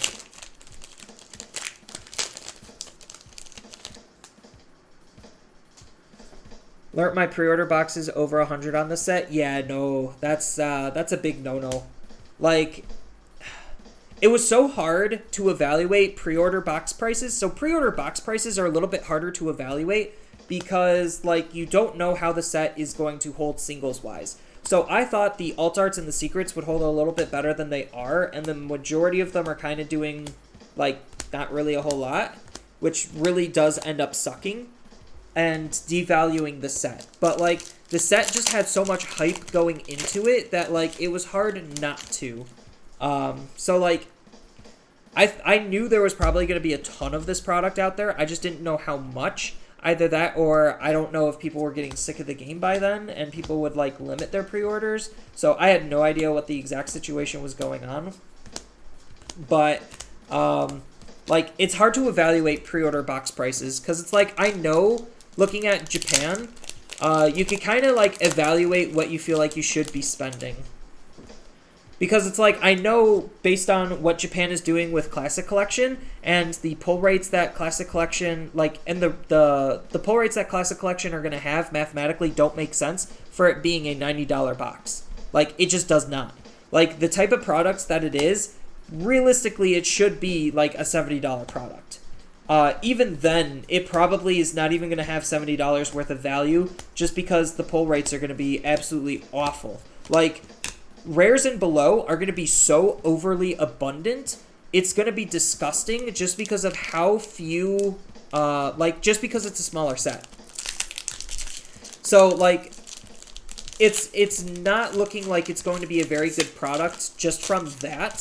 So, I would have been, like, I'm already very skeptical and worried about the set, and I had to pre-order boxes at $90, a booster box, and I'm just like, this just does not feel good.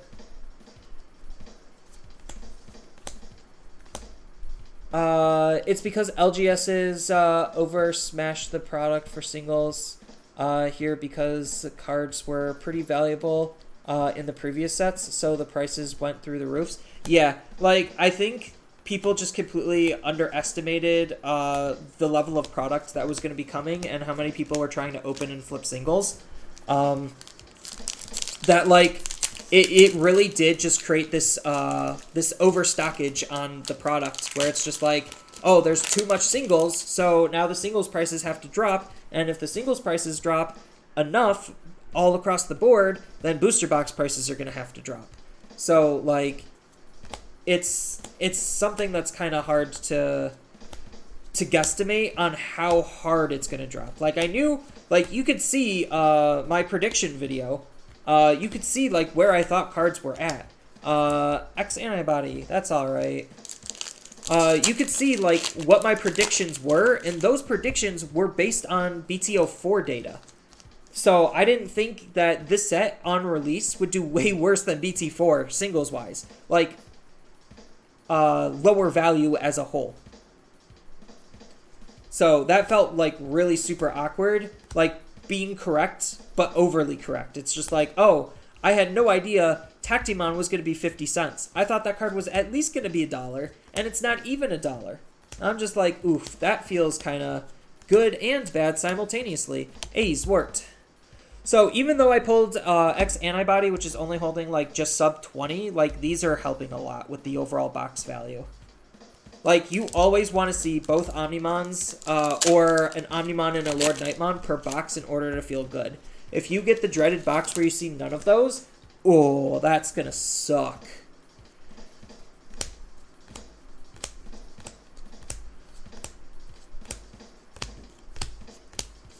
Hey, there we go. Shiny cardboard, double X antibody box. I almost want to try collecting these, but I almost feel like they're not worth collecting. But I kind of do. So I need to get my hands on the Metal Greymon one, because those are the only two right now that we have of this, just because I do have a case of Classic Collection. So I actually have the ability to try to collect all of the Classic style ones.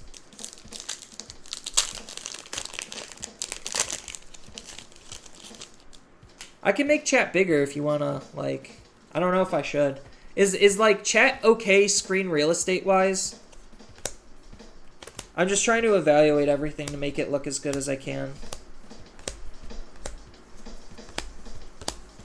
Sora and Joe. So, wow, there's going to be a 1, 2, 3, 4. So there's 3 SRs in all of this. Are you sponsored by Raid Shadow Legends yet? No. I have to be a little bit larger for Raid Shadow Legends. Although I did get offered for a sponsorship for making playmats and custom sleeves.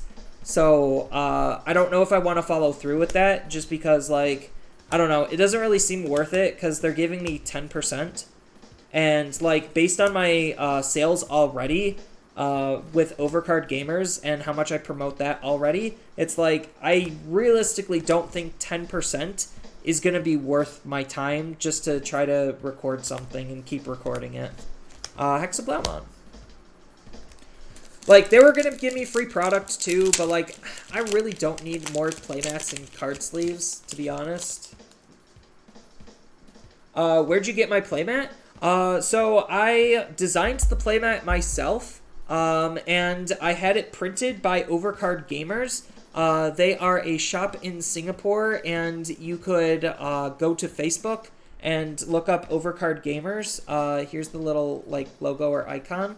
And they're the ones who printed the playmat, and it's actually a pretty decently, like, a pretty high-quality playmat. But they are from Singapore, so it will take a little bit of time to get to the US for, you know, obvious reasons. But I have a whole slew of different designs that I made for the Digimon game, and I got to try to make some more. So I got to spend some more time coming up with being inspired to do art.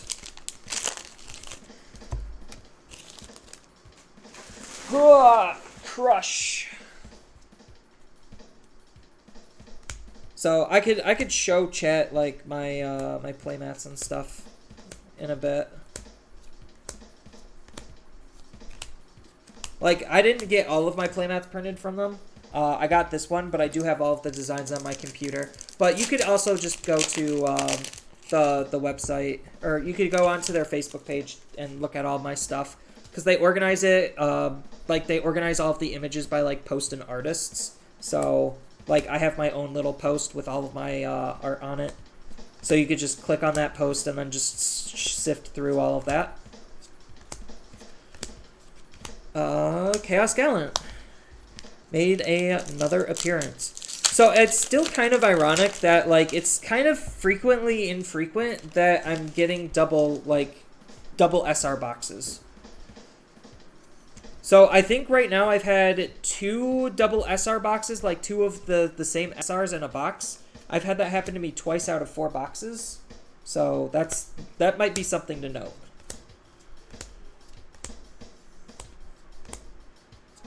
Ultimate, boom, boom, boom. Alright. You're looking for a Devimon playmat?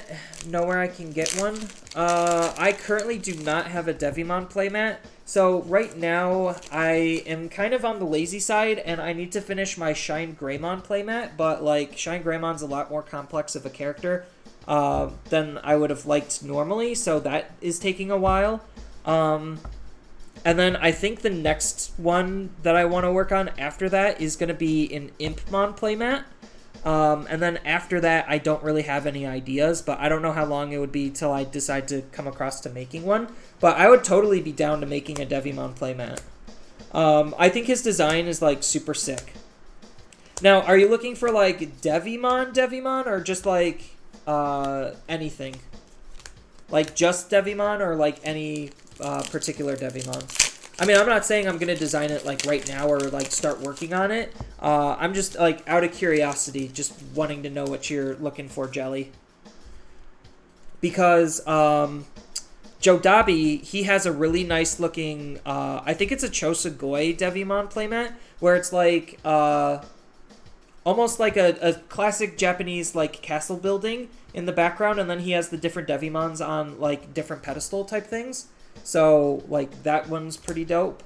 I would stay away from Amazon, and I would stay away from eBay, just because those 2 places, when people get playmats made by them, they're all stolen artwork. Any Devimons, it would be lookout. Oh, be on the lookout for my Impmon? Yeah, so I have a really cool idea with my Impmon playmat that I want to do. Boop. 1, 2, 3, 4, 5, 6, 7. Okay, I got everything there.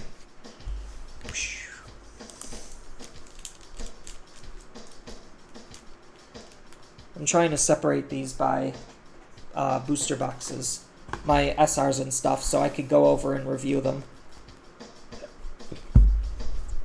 But like I know if you could still get mats through Chosugoi, they do some good stuff. Otherwise, I know there's a ton of artists you could get commissioned from. And then obviously prices will vary, but if you're just literally looking for a mat, I'm not entirely sure. Like, I know a lot of people are doing stuff. I just don't know who exactly has a Devimon playmat. Maybe there's a Devimon playmat on Overcard Gamers. I don't know, because I'm not the only artist that they commission.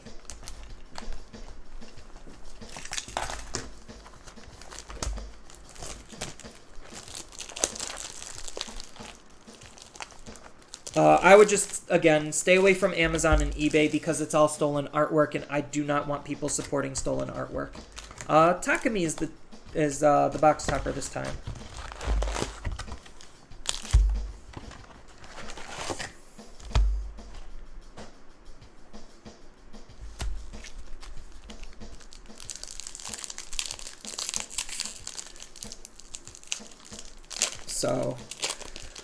So, maybe I should take a quick break to grab some tea. I made some tea. I believe it is mango green tea.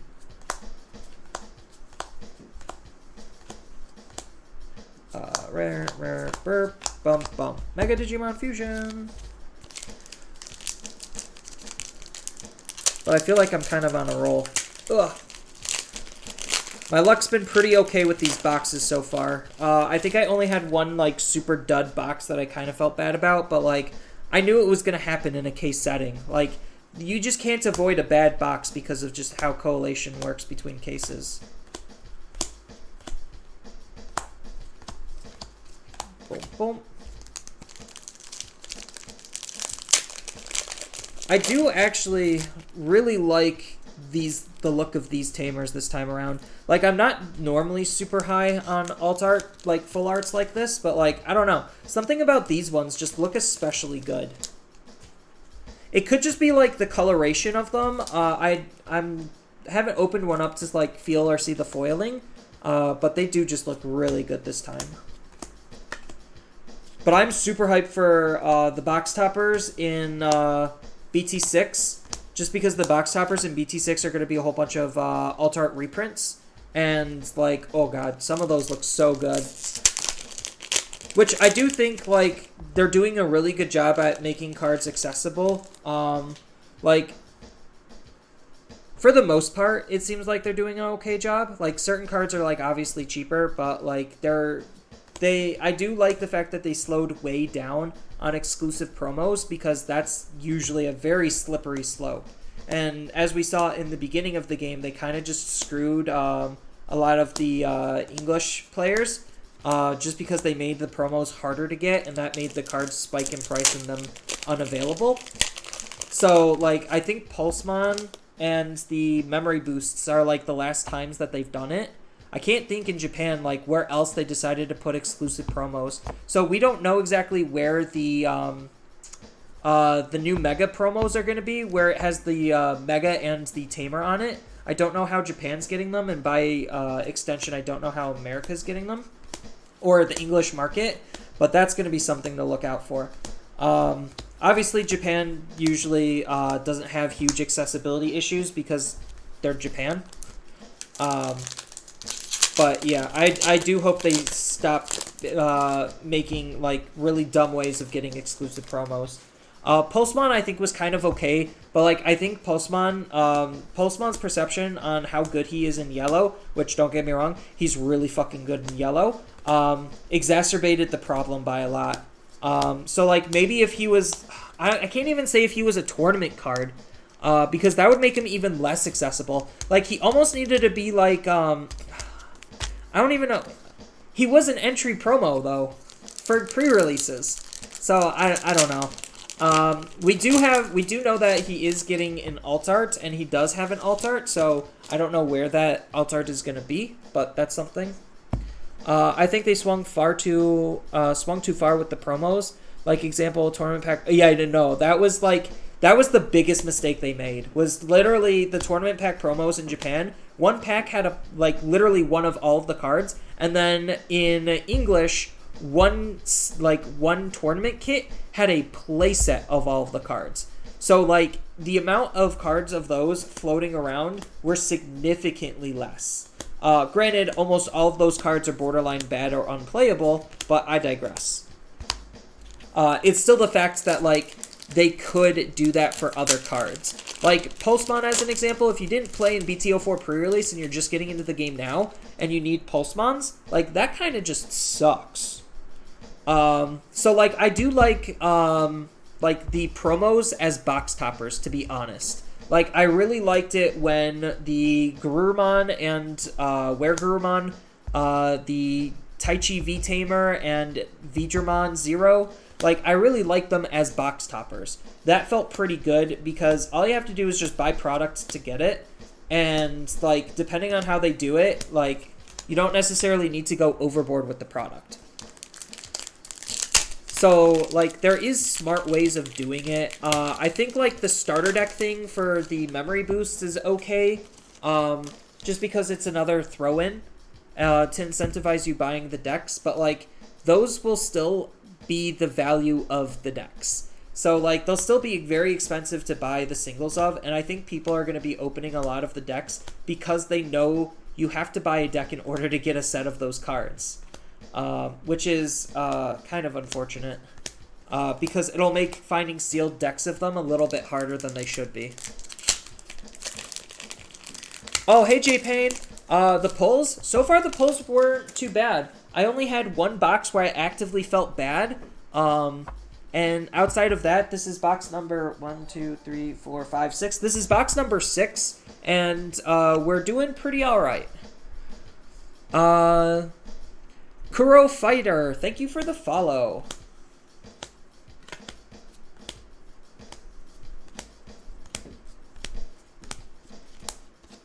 Chaos Gallant, that's not bad. I need to make a Chaos Gallantmon deck. I really do like what that deck is doing. I know, like, the deck kind of falls off just because Titamon and, like, the discard draw synergies is just a lot stronger. Just because, like, it's so silly. Like, self-sacrifice is nice and all, and Chaos Gallant's, like, a really good payout card, but, like, it pales in comparison to the theme of your deck being tied to the consistency of your deck. So it's like what's making Titamon so much stronger than Chaos Gallant is literally the fact that he has a higher damage output on base just because you're actively drawing and discarding, and that's also fueling not only your trash but your hand as well, getting you through your deck faster. So, like, that's what makes Titamon and drawing and discarding so powerful, is just it's playing off of the consistency of your deck on top of being the central theme to how your cards are functioning.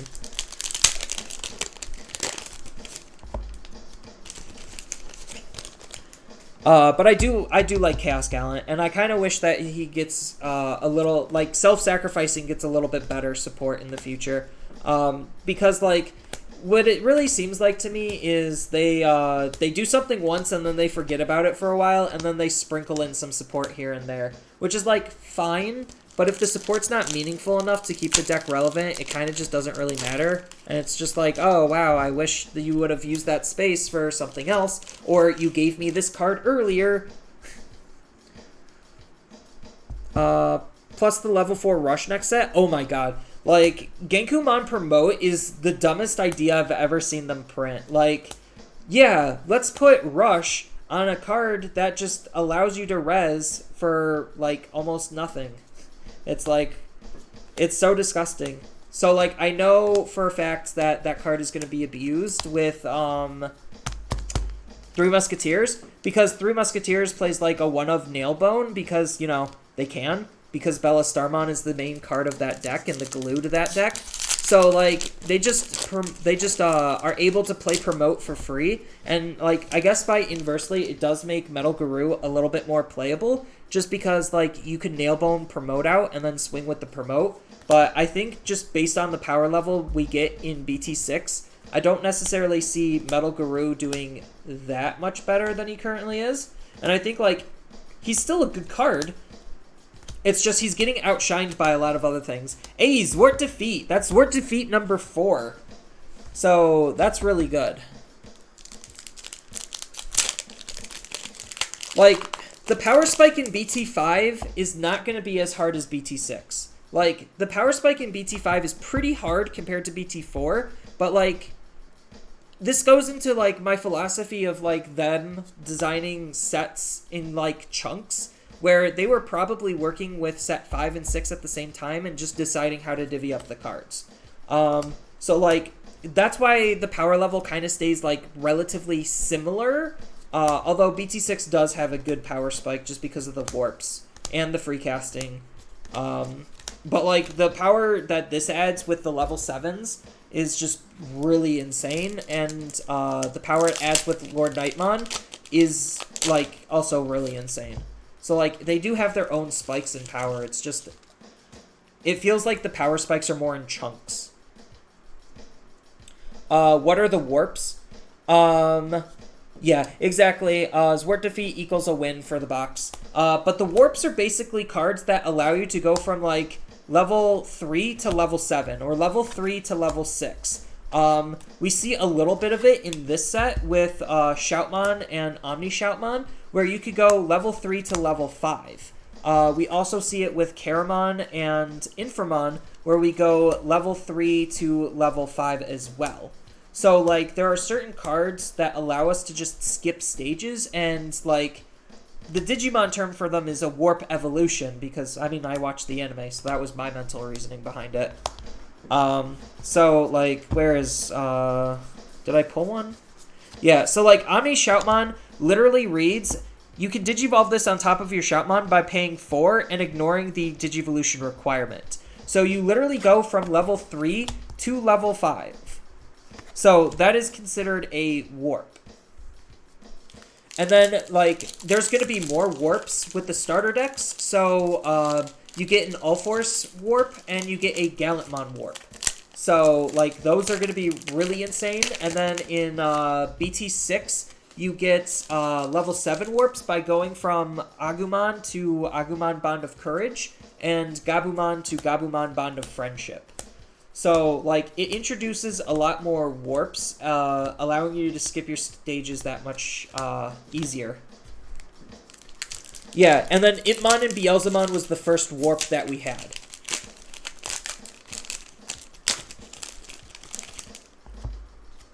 So that's another good example of the warp.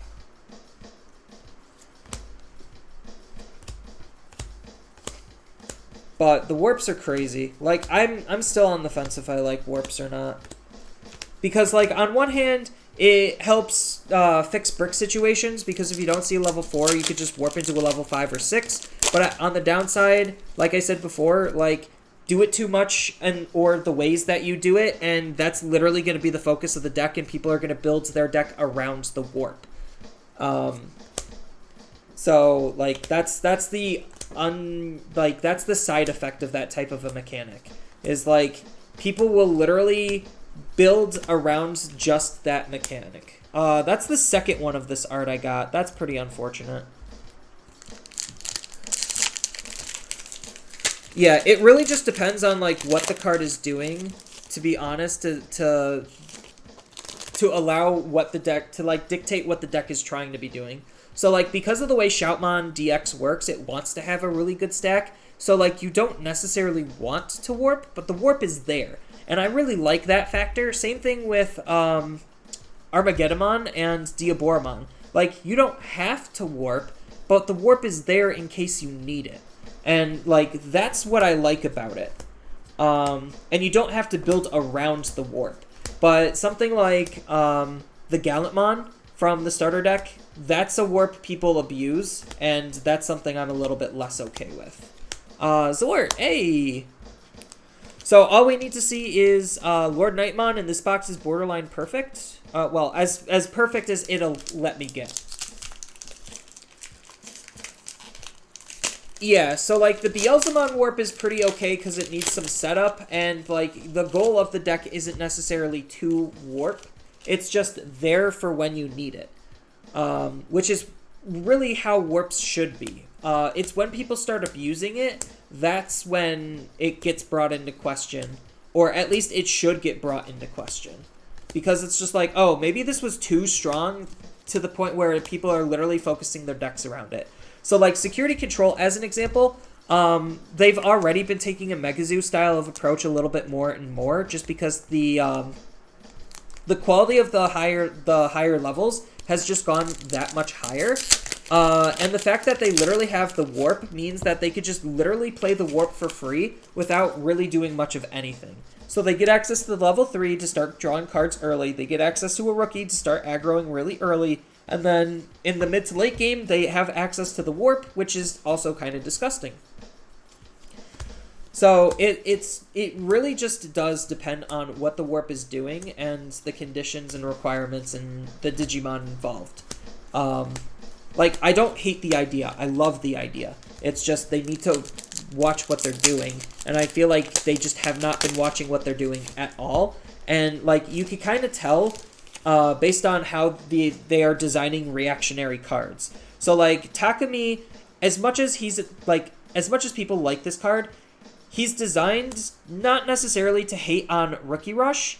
That is an aspect that went into his design, but they noticed that people weren't playing the game that you're supposed to be playing, so Takumi is there to incentivize you to be playing this particular way. So, like, that's why Takumi says when you Digivolve, draw a card, because they want you to be Digivolving. They want you to be doing what the game is meant to be doing, which is playing your Digimon and Digivolving. The only problem is, the way the game currently is, it doesn't support how he's supposed to be played at all. So that's, like, the unfortunate side effect. And we see them keep trying to do this over and over again. Because we get, what, Analog Boy? So Analog Boy basically gets you, like, half of a breeding phase for when your Digimon gets deleted. So what that card is trying to do is it's trying to give you a better matchup on Security Control during your turn, because you'll move your Digimon up out of raising, you'll swing. If your Digimon dies, then Analog Boy then kicks in, allowing you to rebuild faster. So, like, it's a correction card for you to basically have a better matchup against, like, the toxicity that they created. Japan hates acknowledging their own design mistakes. Trust me, I played enough Japanese TCGs, or have looked into enough Japanese TCGs, to know that they hate acknowledging their design mistakes. They hate it. So they would rather just overcorrect later and try to fix things later with other cards and literally let the sleeping dog lie and have everyone be pissed and upset rather than trying to actually address the problem. Because I think, like, with a good ban and limited list, all of these problems could be fixed. Like, Lord Nightmon is basically just a fair deck. It's just an okay deck if you take away Nightmon. Like, yes, that's the whole point of the card, but yes, that's what's making Lord Nightmon extra broken. So, like, if they literally just learn to use their, use the limit and banned and restricted lists more often, and have a better, like, grasp on how to use them, I think the game could be in a way better state than it currently is. Because that's the other thing. Like, right now, we're in set 5, and there's like a total of 2 cards still limited to 1. And the game is at such a high level where, like, they could probably take off Argamon level 5 from the limited list, and nothing would change. Or very little would change just because of how high power level the game is currently. It's like, yes, you have to have a Digimon to free Evo, but are you actually going to have that Digimon on the field? The answer is probably no.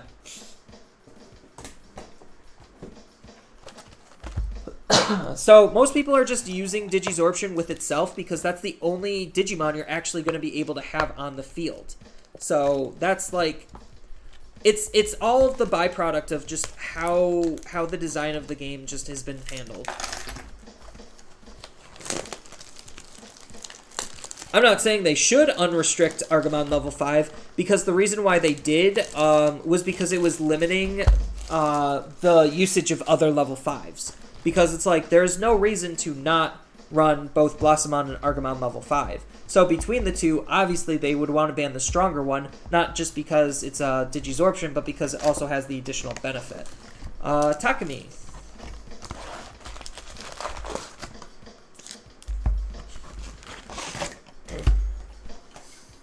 Alright, I'm going to go get some tea. Hold on. I'll be back in just a second, chat.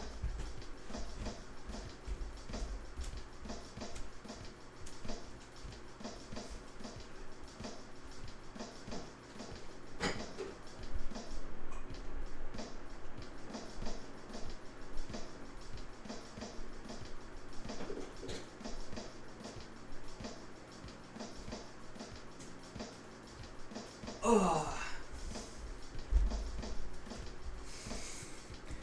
It is peach mango tea. Or, no, it's just mango tea. I lied. Mango green tea.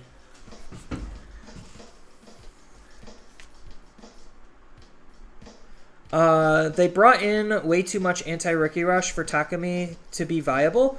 Kinda, yeah. So, like, Takumi is okay at anti-Rookie Rush, but, like, that's not his intention. So, like, that's just an aspect of the card. That's not the intention. So, like, the intention is to reward you for Digivolving, so they're telling you, you don't want to use your rookies to attack, you want to Digivolve them. Like, that's the whole point of what Takumi is trying to do. Obviously, nobody listens to the designers, and they just see the card and they're like, anti-Rookie Rush, and then they play it and it doesn't stop Rookie Rush, and they're just like, oh, this was supposed to stop Rookie Rush, why isn't it doing its job? And it's just like, because you're using the card wrong. It's like, what else can they tell you? Like, you're doing it wrong. So, like, there's a lot that you could, there's an X antibody. There's a lot that you could, like, look into the design of the cards just by reading the card on, like, taking your brain and shifting the resources on how you're thinking, can change your perception on how cards are supposed to be played.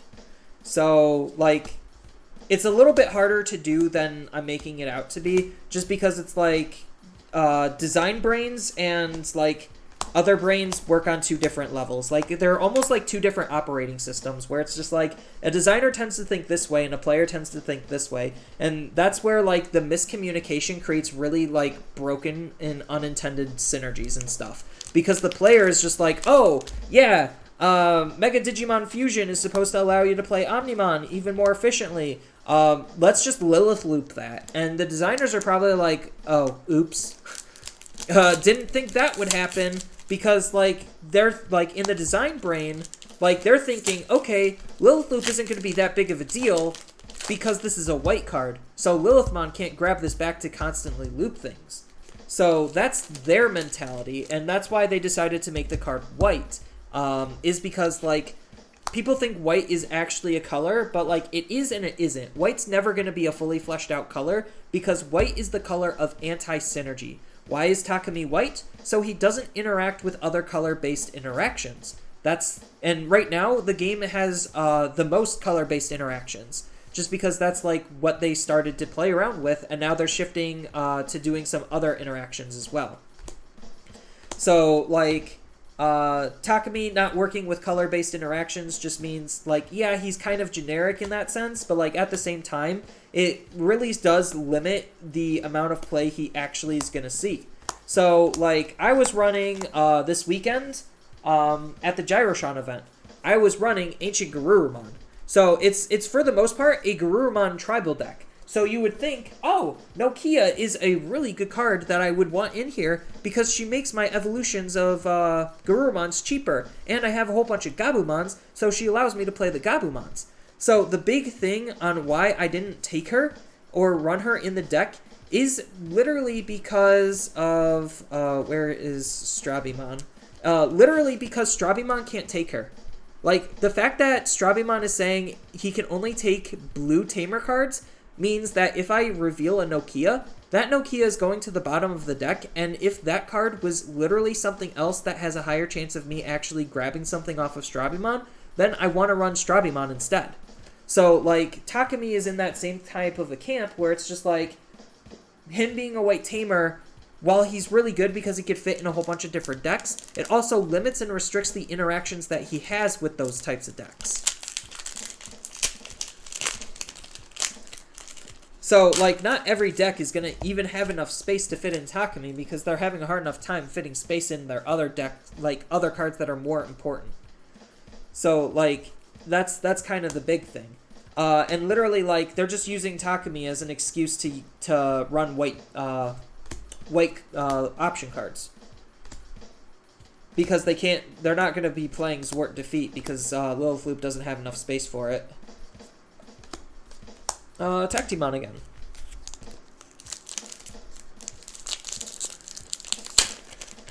Like, it's just small stuff like that. Just, like, reading into the card just allows you to look at cards at a different level. And, like, I'm not saying that's going to make me a good player or a bad player. If anything, that's going to make me a worse player because I can see what they're trying to do and I could appreciate what they're trying to do. And then the player in me is just like, that doesn't exactly work, though. Because most of the time, designers are not actually players. You wish Takumi was better? I mean, he's pretty alright. He's a 2-cost tamer that lets you draw a card every time you evo. The only problem is it doesn't trigger in raising, which is most of the time where the evos are going to be taking place, but because he costs 2, he's really efficient to play, and you only need to draw once in order to get the value. So, I don't know. It's hard to say. I don't like the fact that he turns off yours, but, like, again, the whole point is not to sit on your rookies and use your rookies to aggress, because that's not what the design of the game wanted. It's to enforce and incentivize Digivolution. So, like, the same type of philosophy Magic the Gathering is used, multiple times. So they took a look at, the biggest example was the Annihilator mechanic. So the Annihilator mechanic was, it was slapped on these ginormous bodies, but most people initially during testing were using those ginormous bodies defensively because they don't want to swing with it because it's a big body, and they would be defenseless without it. So they slapped Annihilator on the card, incentivizing and enforcing that you want to be attacking to trigger this ability because this ability is good. It should add, I think it should add it to its effect. Oh. Takumi is a good draw engine and it provides value. Yeah. Like, Takumi is still a good card. It's just not for every deck, but because he's white, he could fit into a lot of decks. But because he's white, it also limits his interaction that he has with those decks, but sometimes in the case of, like, this card, I'm losing my train of thought. It just limits the interactions and changes some of the interactions that you want. I almost think this card might have been a mistake. Like, I get the point, but, like, I don't know. It's too close to hidden potential for my tastes. And hidden potential was always a mistake. Oh, let me have your joke.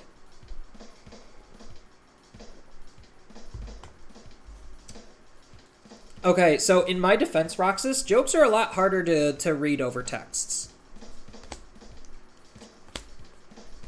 So, like, text, this is where I tend to, like, screw up a lot, is because, like, I sometimes forget that jokes are harder to read over text. Hey, that's my first Omni Shout, or my Shout DX alt art. I kind of didn't want to see it, but, well, here it is. It was bound to happen eventually, because it's a case.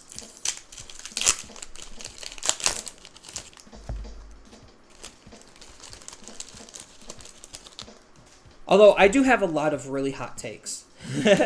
Like, I guess, like, that's, like, the both entertaining thing and, like, turn-offing thing is, like, my hot takes sometimes could be a little too spicy for some people's palates. Omnimon, that's good. I need to see this as often as I possibly can. If I get an Omnimon and a Zwart in, like, every single box and I end up with 12 of them, I would be the happiest person in the world. I haven't had another repeat box, so this might actually end up being, like, a box where I get 2 of the same SRs. That's assuming I'm going to be getting one of those types of boxes every other box. Or like half the cases like that. It might not be half the case. It would be interesting to see what the ratios of a case are where that does happen.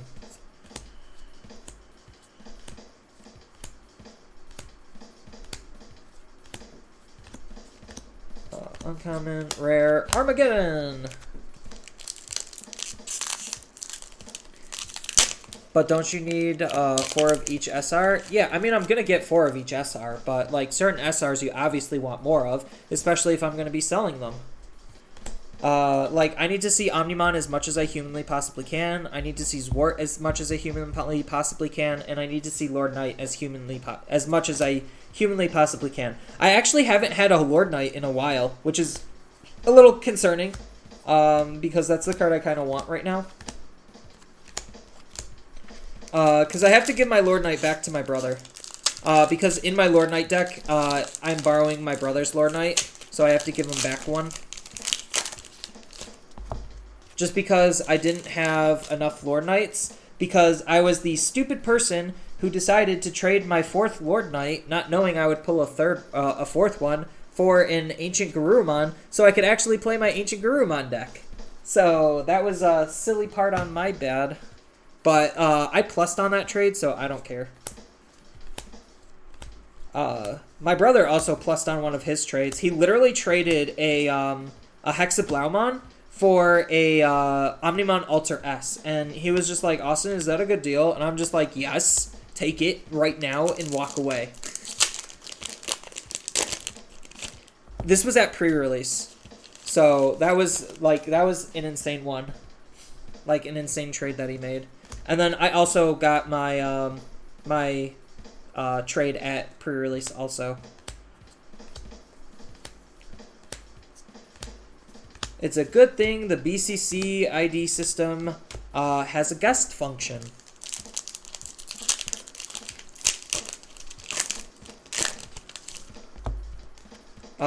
But yeah, it'll be really interesting. I'm wondering what the invites tournaments are going to be like.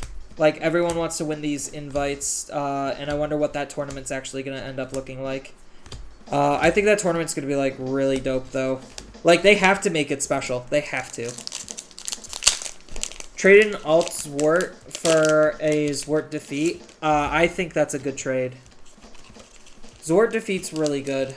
And it also depends on the alt Zwart, because there's 2 alt Zwarts. One of them's kind of like good, and the other's kind of like eh. I think the Kenji art is just really good.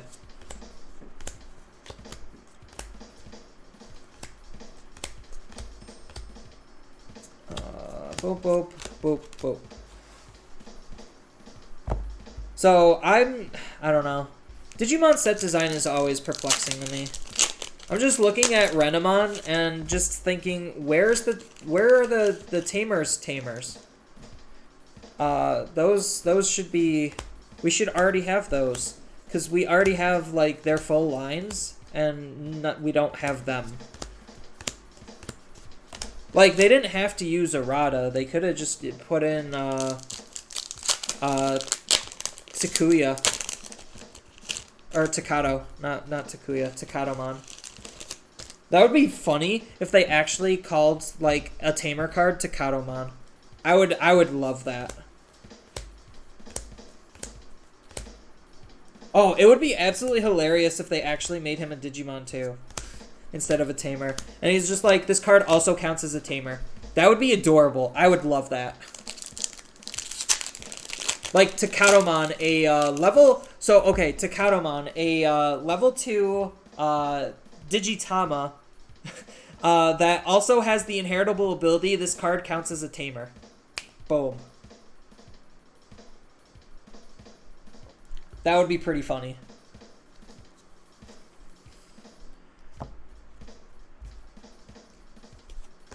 But yeah.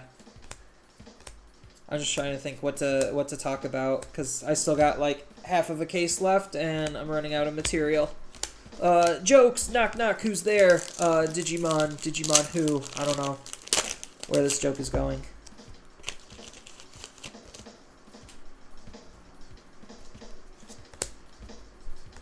But the new adventure anime is pretty good.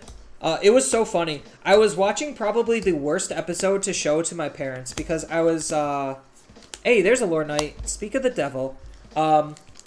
I was watching episode 61 where literally almost nothing happens for the entire episode, and I was just like, oh shoot, my parents are watching this and they're judging me hardcore because they're just like, why are you watching this? And it's just like, is anything gonna happen? And I'm like, shush, shush, shush, shush. He's gonna unlock his power. And then my mom was like laughing because Patamon digivolved into Angemon, and she's just like, so that little tiny dinky thing digivolved into this like muscular angel. And I'm just like, that's exactly what happened. I can't describe it any other way. Like, it was just all kinds of awkward. Takatomon, are you hungry? Yeah, that would be funny. Oh, have Takato cosplay as Guilmon for that art? That would be sick. Like, okay, so they could do a normal one, and then they could do, like, a Halloween version of the card where it's Takato and Guilmon, cosplaying as each other. I think that would be... Or, no, Guilmon would cosplay as Gallantmon, and then that would be one card, and then the card can connect in the art, and then Takato could be cosplaying as Guilmon. I think that would be dope. And then, like, the Guilmon will finally get the ability to give Max his little Gallantmon. Just because he always calls Guilmon little Gallantmon. And I'm just like, oh, if he actually has, like, an alt art where he's, like, cosplaying as Gallantmon, then we have an excuse to give him that, like, name. Oops.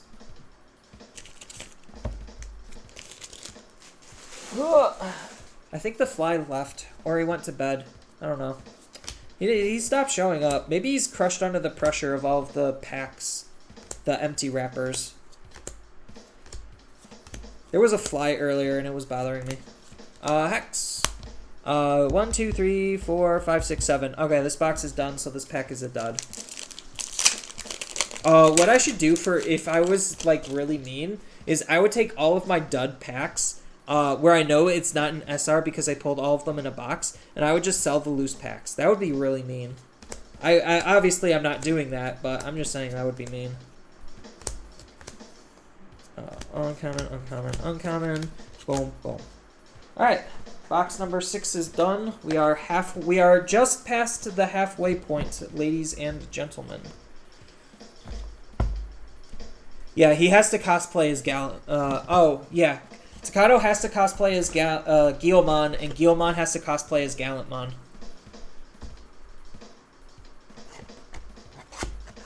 Either that, or you could have Guilmon cosplay as Takato. I think that would also be pretty adorable.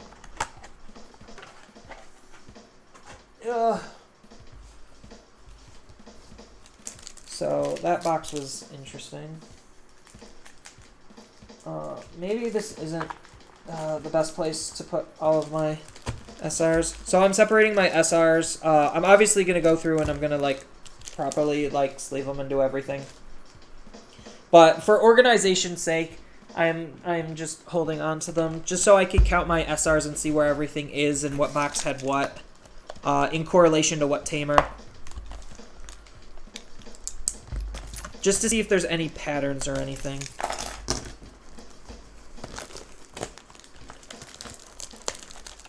I think it would be good if there was a set of tamer cards where they were wearing costumes, onesies of their partners. Yeah, I think like that would be really cute too. Sora and Joe.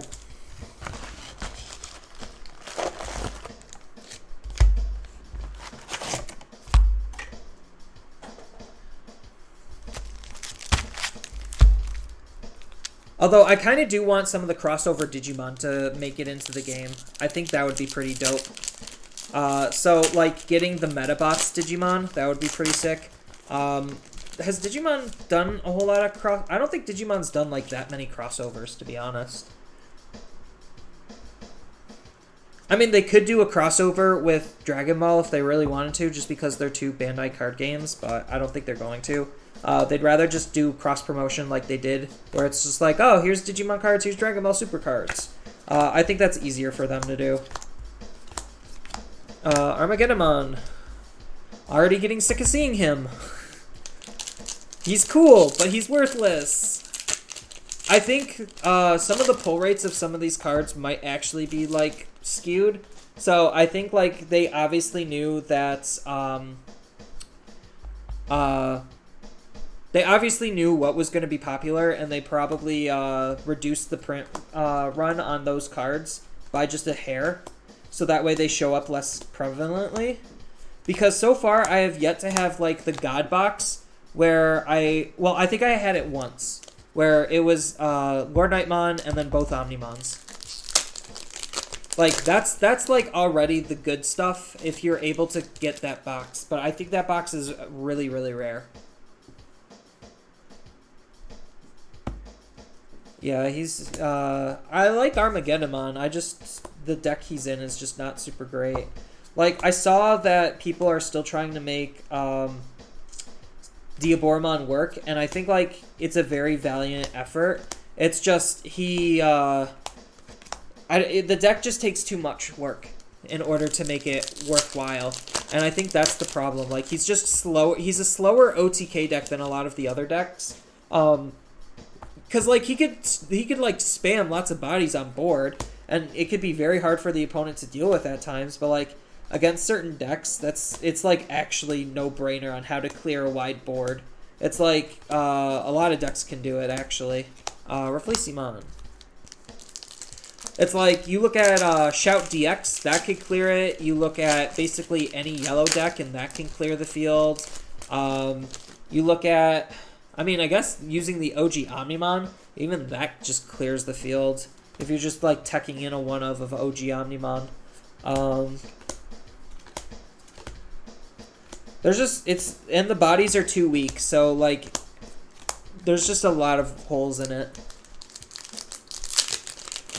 Although, like, when it does go off, it's pretty decent. I'm not gonna lie. Like, it is a very fun deck to play. It's just, is it going to win against the sea of removal? Probably not.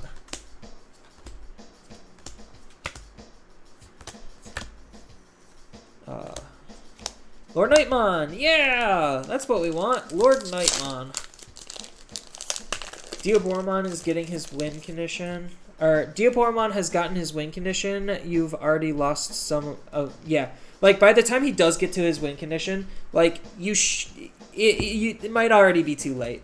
Because it's like, what? You play the promo 1 to go for one-punch strategy, and then you need 3 erratas on the field to even make it remotely worth it. Like, 2 erratas is already kind of a stretch, just because, like, the first one, okay, the first one's doable. The second one is like, alright, it sometimes could happen. By the time you get to the third one, it's just like, oh man. Hey, Omnimon. But yeah, like, Diaboromon is just a slower deck because he requires some setup. Although, like, if you're just going Rush, I think, like, literally just going Rush, like, Token Rush, is just better than just trying to make the OTK happen. Because, like, it's the same type of concept, it's just one's actually more consistent than the other. I mean, obviously, like, you could use Rush with the OTK Diaboromon, but, like, again, the stars really need to align. And it's just easier to spawn more bodies rather than just try to one-punch the opponent with Diaboromon stack. Hydrate. Hydrate. I know, I need to work on my channel points. I need to learn how to be a better Twitch streamer too. Like, I have not took the time to set up my Twitch to what it should be. Think the drink came down wrong. Let me take another drink so that way it could go down correctly. Because that's how that logic works.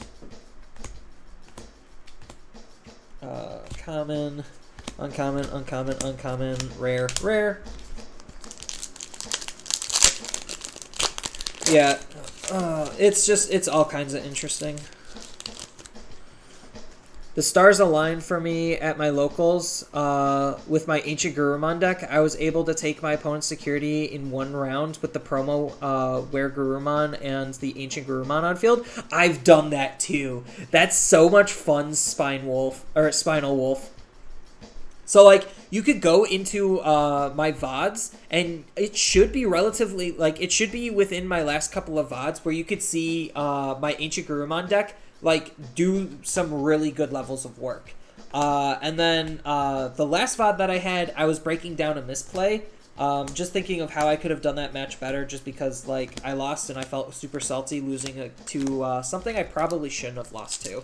And I knew I shouldn't have lost to it, too. Like, I said in that game, like, in that match, oh, I misplayed, like, 3 or 4 times. I'm just like, oh, shoot.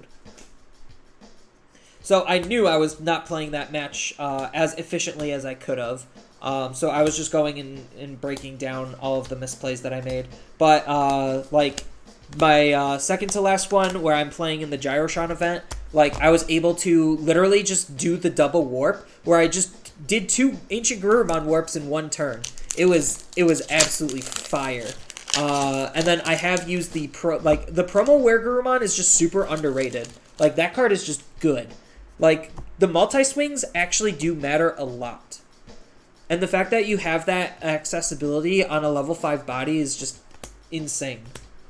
What I like to do with it is I'll try to get the 2 swings, and then on the second swing, if I have the memory, I'll Digivolve it up into a Sagittarius mode, so that way I could try to get 2 checks with jamming. But that's if I have the memory for it. If not, I'll just take the second swing and just go at it. Oh, I was like, wow, this side did not have a lot of hits. And then I'm looking, I'm like, I had half the hits. No, you do not want to see me in a hot tub. I've been in a hot tub. But you don't want to see that. It's so funny.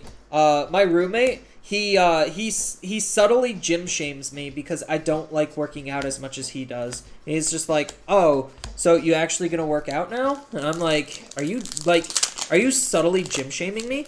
And he's just like, oh, we have different values. And I'm just like, seriously? Sadly, I don't have Sagittarius mode in my hand when I had 5 swings that round. Oh, no, like I said, it's not something you could always do, and it really just depends on the memory and what you're able to get, but, like, I do think the promo Were Gurumon is just a good card. I really want the online participation promo of it. I don't know how much that card's going to be, but I'm probably not going to buy it. I'll have to see if somebody else has it. And is willing to trade it to me. Zwart defeat! Yes! 5 Zwart defeats! So good.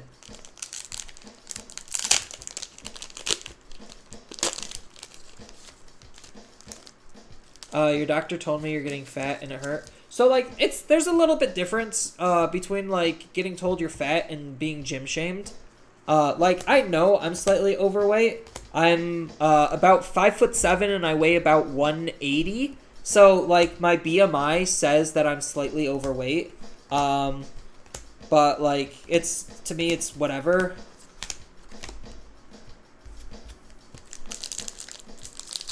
Like, as long as I'm still physically active, I don't really feel like I need to work out all the time. But my roommate is, he's doing a office job, remote. So he's literally just standing at his desk all day because he got a standing desk. So, like, I get his need and desire to work out, but, like, we're coming from 2 different places. Wait, what? Oh. That would have been bad. I'm like, wait, what? Oh, that would have been kind of bad. I almost threw away an SR, and it was the worst SR in the set. So I guess that's it. Suffering? Yeah. Like, so, like, okay, so, the thing with health is each person needs to look out for their body in different ways. So, like, my family, as an example, we have a small history of heart conditions. So, for me, doing cardio is more valuable than lifting weights. So, like, me taking a walk is doing more for my health than me lifting weights. Like, lifting weights is, like, fine and all, but, like, that's not what my body and what my family and what my DNA kind of is telling me I need. But health aside, like, there's a lot that goes into health.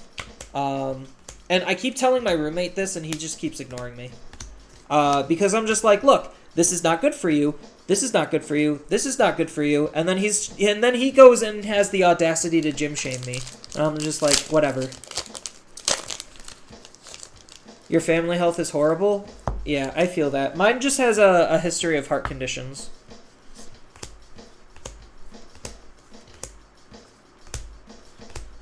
But right now my health is pretty okay.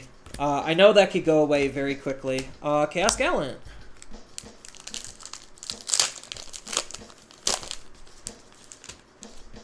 Whatever your mom has, I feel ya.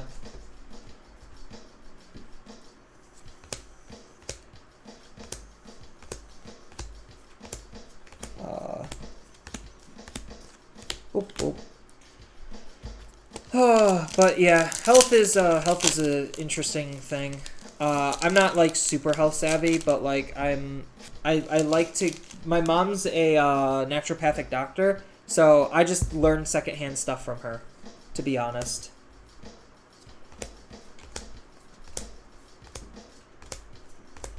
But anyway, back on to Digimon. So far this box is pretty good. Saw this wart, saw the Lord Nightmon. I just need an OG Omnimon. 1, 2, 3, 4, 5, 6. So I got one hit in these 4 packs. So let's see where it is and what it is. I know it's getting late for a lot of people and my viewership is dropping, but whatever. I knew it was going to be a long stream just opening packs. It hasn't even been 3 hours yet. I'm probably going to upload this to YouTube. Just because I can. Shout DX, that's my last one.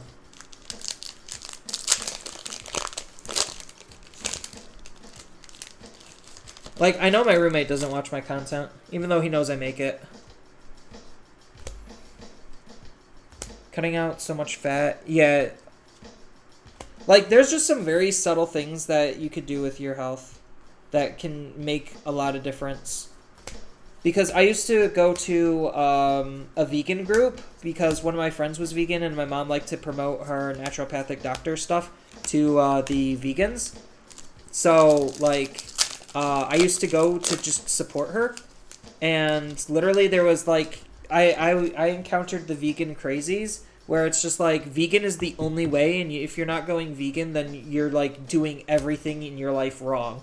And I'm just like, that is so far from the truth. Just because it helped him doesn't mean it's going to help everyone.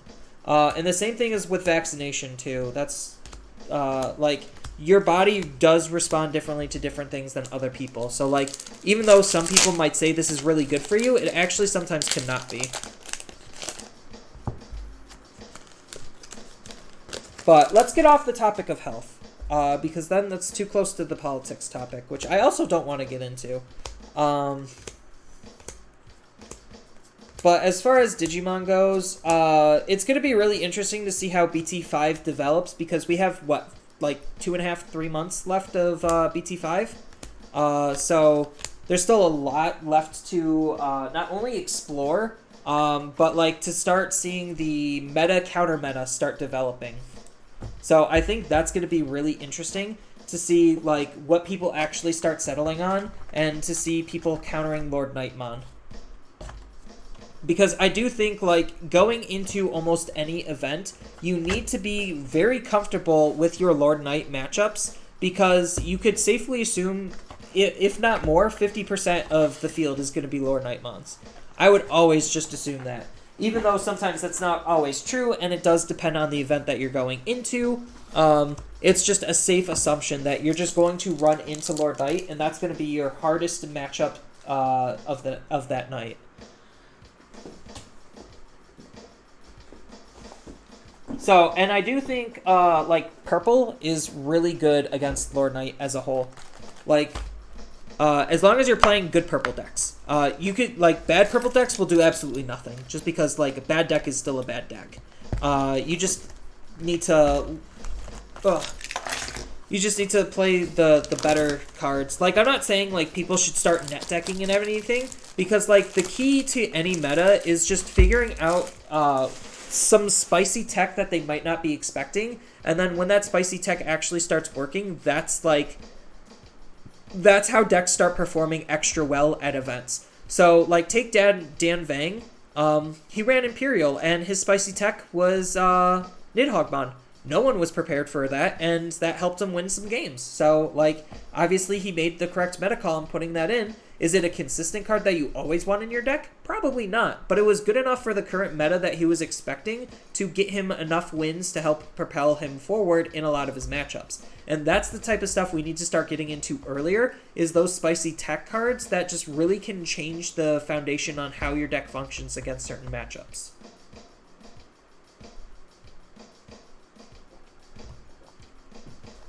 So, like, what costed me my Imperial games was actually not running Syakuman. So, if I was running Syakuman instead of the BT02 Vmon, I probably would have been more positive than I naturally should be against the Imperial matchup. And that could have made or break my records and made it better.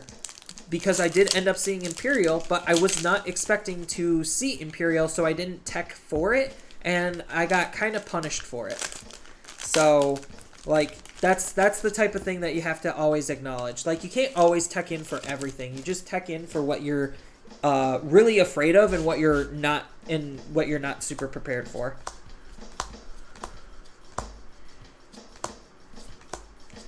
So, Lord Knight's a little bit harder to tech against. Just because, like, Lord Knight is absolutely stupid as a whole. Like, I'm already sick of playing that against that deck. I'm tired of playing that deck also. Like, Lord Knight's kind of just boring. It's super linear, and I like my decks to be not linear. So, like, that's why I feel like Ancient Garurumon is a really fun deck, because it's not linear. Like, there's no time where I'm thinking, this is, like, I just need to do A to B to C and win off of D. Like, it's not linear. You look at something like Imperial, that deck is extremely linear. Like, you literally do the same thing over and over and over again. And I absolutely hate it. But, like, it works just because I guess it's kind of consistent at doing it. It's not super consistent, but, like, it's good enough to win.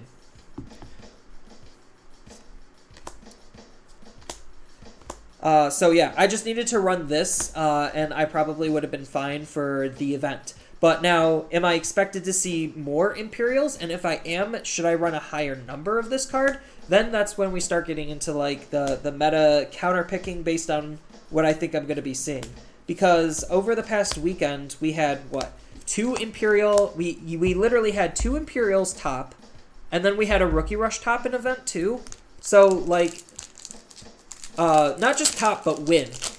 The Imperial topping, that the event that I played in, it was Lilith Loop that won the event, which I'm still very curious on how that even happened, but I digress. Because I think, like, a good Chaos Gallant, like, Zort Turbo deck is just way better than Lilith Loop, by far. Like, I'm kind of known for just hating on Lilith Loop, but I'm just like, no, Lilith Loop is a fine deck. It's just, if they were playing Lilith Loop, they could just play Chaos Gallantmon's Work Turbo with Tactimon or whatever, and just have an easier time at doing the same thing and having a more powerful result because your cards are just higher quality. Like... That's all I'm trying to say. Like, it's a fine... Like, people could play Lilith Loop, and Lilith Loop could do lots of work. It's just, do I expect that to top a whole lot? Probably not. Another Shout DX as the alt art, so that's unfortunate, but whatever. And that was in my Izzy and Mimi. So that's my first Izzy and Mimi box topper. So my box toppers have been pretty spread. We'll take a look at all of the data after all of the boxes are open. I am on box number 8 or 9. Something like that. I think it's box 8. I'll delete and Omni Shout. 1, 2, 3, 4, 5, 6, 7, 8. Nope, this is box 9. I lied. Because I got 10, 11, 12 in there. So yeah, this is box 9.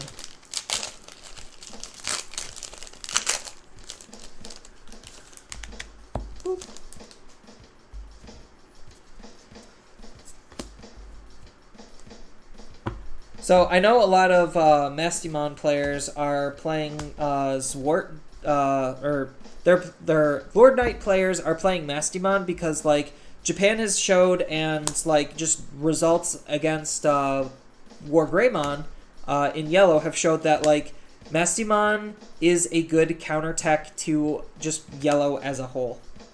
So like we're starting to see those come out. More and more people running Mastimon because it's just proven to be a good counter.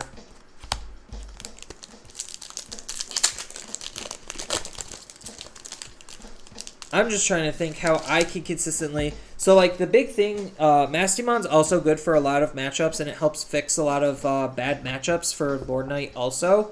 So, like, that's also a reason why people are running Mastimon, because it gives you access to recovery, because you're not really recovering a whole lot in Lord Knight.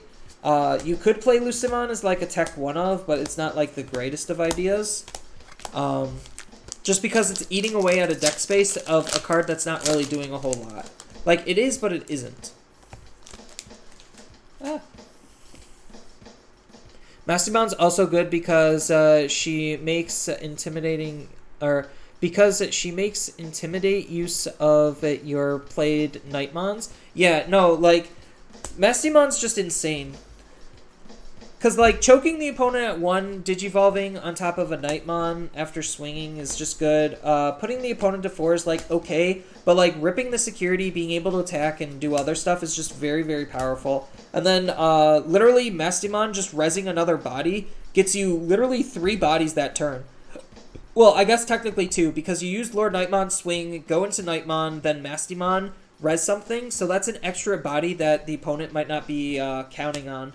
And that really can make or break certain matchups. Like, it definitely hard-boned me because it allowed my opponent to just be able to swarm even harder than they normally would, just because of that extra body.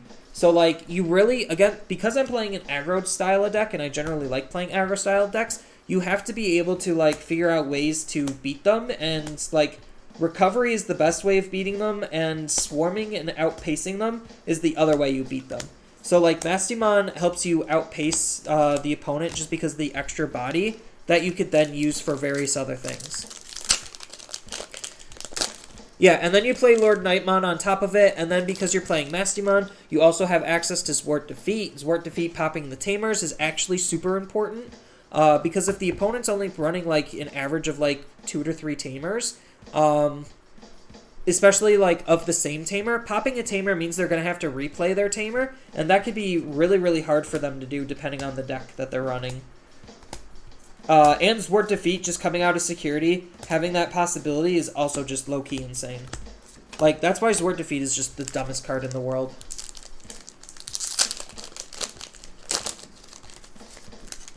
But, yeah, like, Masti's just really good in Lord Knight. I don't know if it's the de facto build, but, like, it's one of those, like, meta call kind of a builds where it's just like, oh, in this event, is Slash going to be better, or is Masti going to be better? Who knows? It just depends on what your matchups are and what everyone else is playing. So the Masti build is proven to be slightly better in the mirror. So, like, if you are going Lord Knight against Lord Knight, the Masti build just is harder for the opponent to deal with versus Slash, just because, like, their Slash is going to have a harder time removing your bodies because you're going to be able to spawn more bodies, and Mastimon is just a big body also to try to deal with. So, like, they just literally can't deal with everything.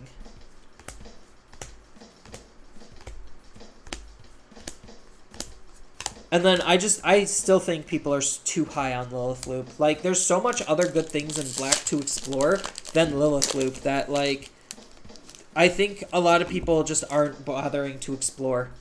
And that's, like, usually the problem with a lot of the English metas is, like, people are just not willing to explore, and then the few people who do are generally the ones that top and then that's why we see them topping consistently, or at least them doing like an average of pretty decent.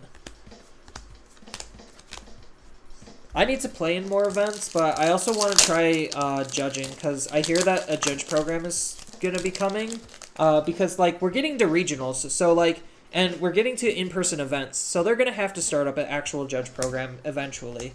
So I really want to be a judge. Me making a YouTube video saying that I'm a judge should theoretically get me enough clout as a win, because then people will have to, like, obviously they'll have to listen to me because I know my shit.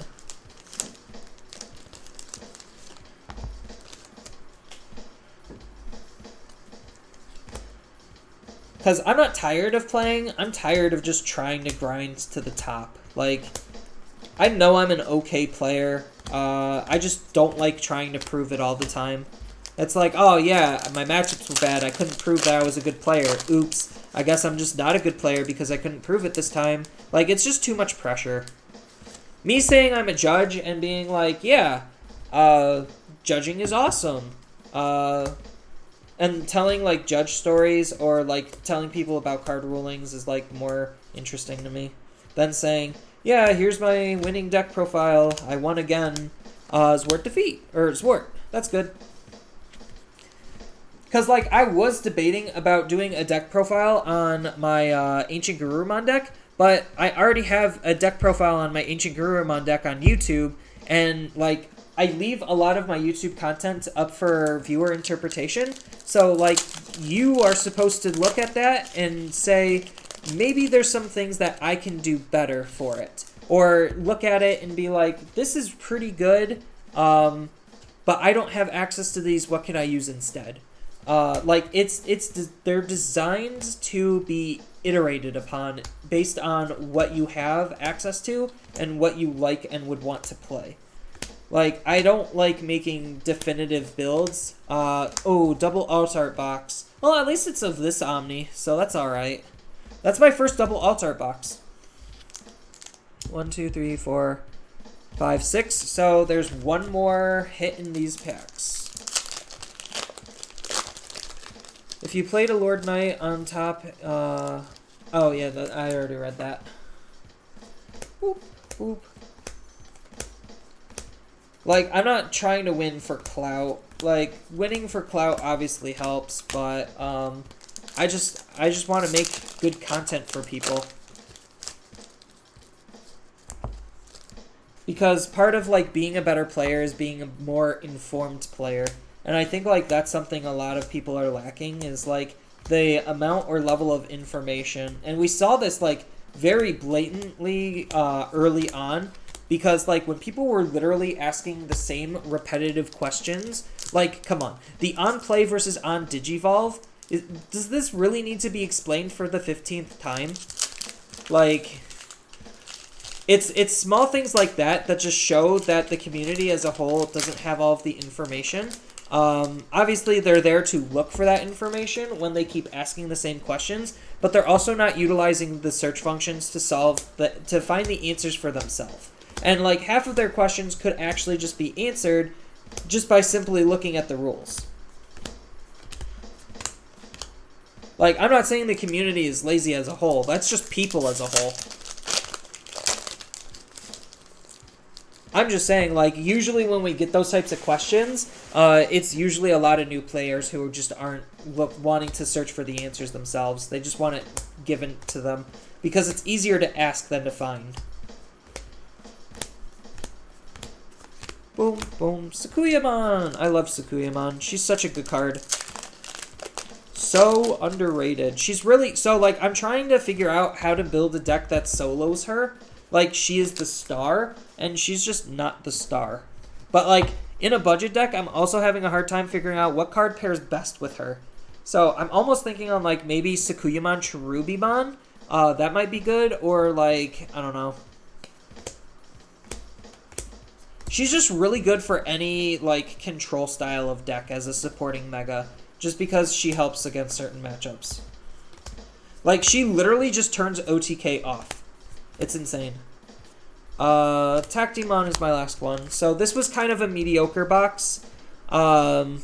It wasn't like god awful, but it was not anywhere near ideal either.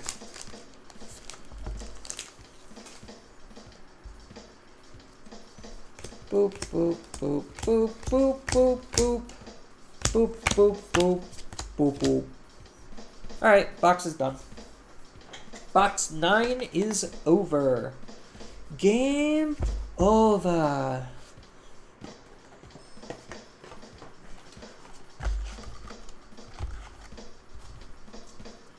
Alright, let's put you all away. Hide the SRs for data so we could look at that later. That's going to be the fun part, seeing if there's any correlations.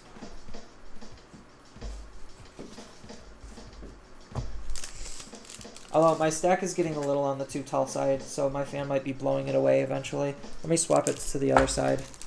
Boop, there we go. Ugh! Boom, another box. Nothing says hello Monday than a good long box opening.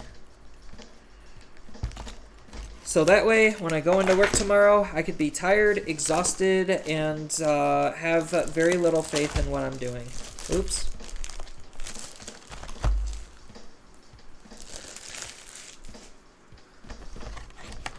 Ty and Matt. How many different box toppers did I get? So I got an Izzy, I got one Izzy, one Sora and Joe, two Takumis. That's two Izzies, two Sora and Joes, two Aradas. So that is my first Ty and Matt. I haven't really, I guess that's kind of good. My box toppers were kind of spread. Like, in a case setting, ideally, that's, like, what should happen. I know it doesn't always happen. Obviously, I would like more Nokias at this point for waifu value, so I could try to sell her off. God, that sounds awful. Saying that out loud, out of context, that's probably awful. Yeah, I just want to see Nokia, so that way I could use her for her waifu value so I could sell her off. Like, jeez. Makes me sound like a sleazebag. Takumi and Sakuya.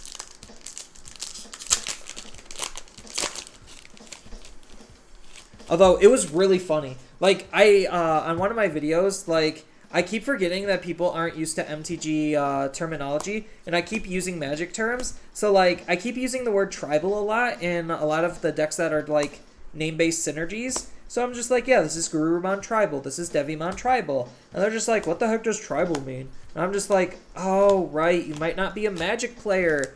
So I literally I had to tell people what tribal means. And they're just like, oh, so it's like an archetype. And I'm like, yeah, for the most part.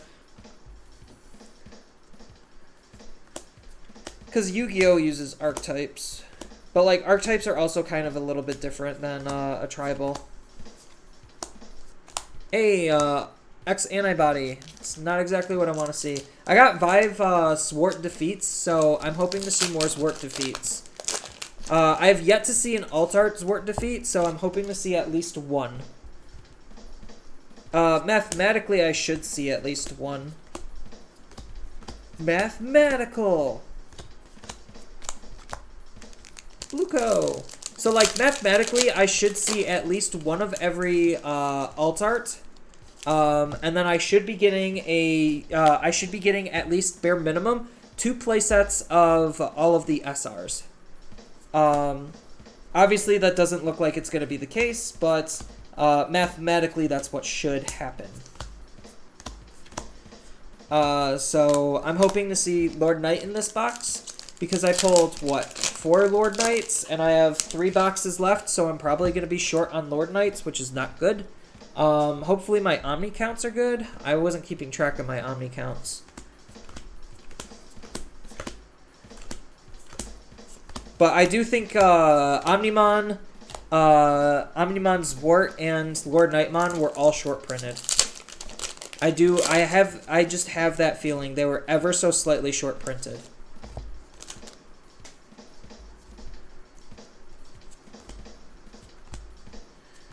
Dorbic, Dara, Supreme Cannon. Soren Joe, Hexablamon.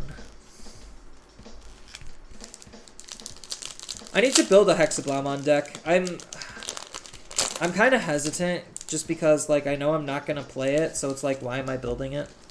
But, like, I do have the cards to build it. I just need to see, like, if it's eating up. So, like, the thing that's going to let me build decks is, like, are the cards that I'm getting eating up cards from my other decks? So, like, I'm only realistically going to have one yellow deck because, I mean, I technically could have two because they share a lot of very similar cards in a lot of their builds. And I generally only like trying to keep a playset of everything so that way I could build whatever I want when I want it. But, like, the extra decks, it's like, how much of those cards are getting eaten up by other decks? That decides if I could actually build the deck. So, like, my Garurumon deck, I had to take apart my Rookie Rush because it was sharing a lot of parts with my Rookie Rush deck. I think I prefer the Ancient Garurumon deck over Rookie Rush just because it feels more fun to play. But I should be able to build, like, the Diaboromon deck because I don't think it's sharing a whole lot of pieces with some of the other decks, considering a lot of the Diaboromon stuff's kind of self-enclosed.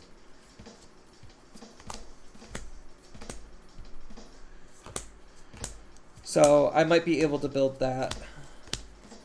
It'll be fun to see, like, what I could actually build. I'm not going to be building anything on stream tonight, just because, like, I don't have all my cards with me because I am at my parents' because my roommate decided to do something stupid, and I don't want to be around him when he's doing something stupid.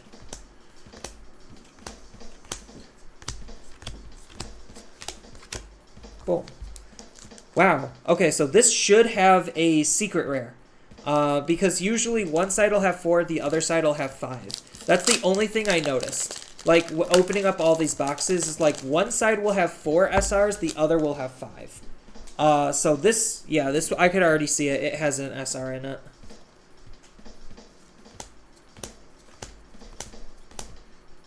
So that's always a fun thing to know when buying loose packs from a store, is like guessing which side has the more SRs, so that way you could try to pull like the good half of the box. Not all of the time will each side have like the alt art and the secret, but it's always fun to guess which side will have the more SRs, so that way you could try to maximize your efficiency on buying loose packs off of stores, which I do not recommend doing.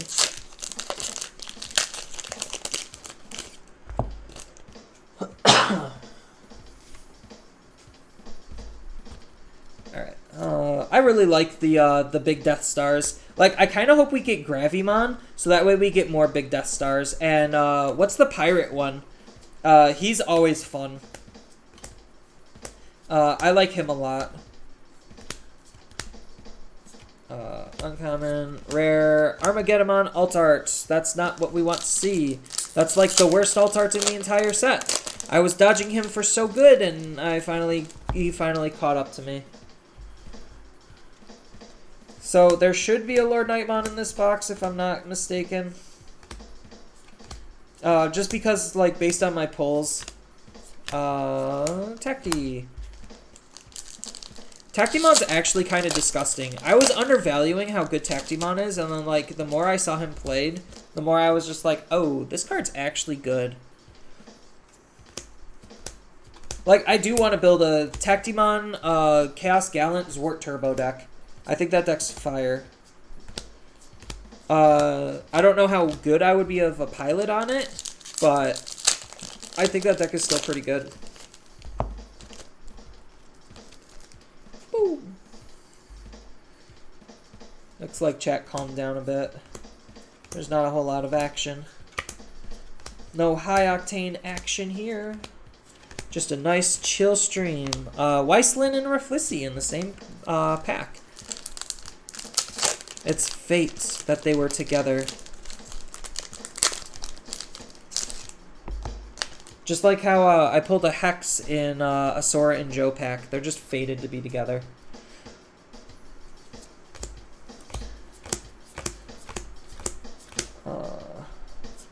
uncommon, uncommon, uncommon, rare, rare.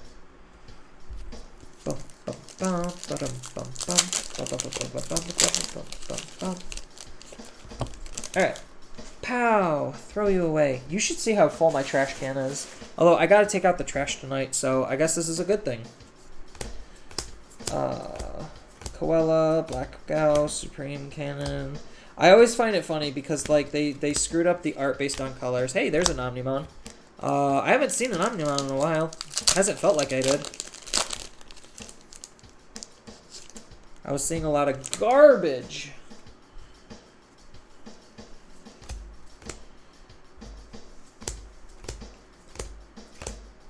Although, I do like buying cases because it does take the RNG out. That's like the only reason why I buy cases is because I want to minimize the RNG the most, and cases just take it basically out. Like, I knew I'd be getting a lot of Zwart defeats, Omnimons. Like, I don't feel like I need to gamble for them when I could just guarantee them if I spend enough. I guess that's, like, kind of problematic, but kind of not at the same time. Boom, boom. But I do think, like, the average player, like, the 4-box rule seems to be an okay rule.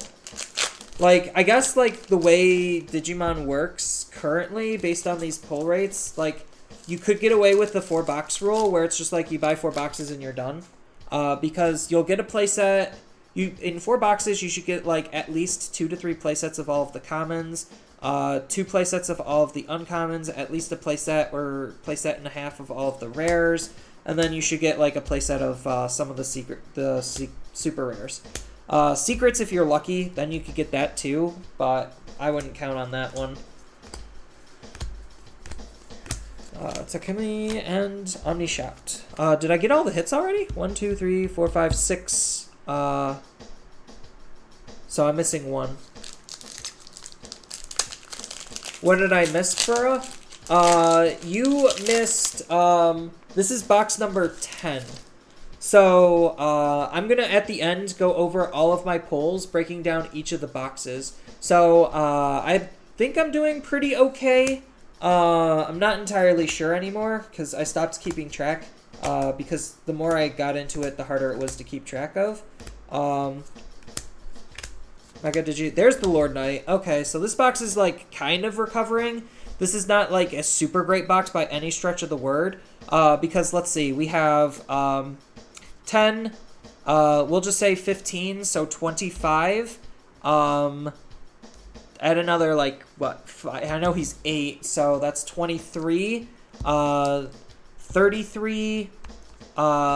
He's 17.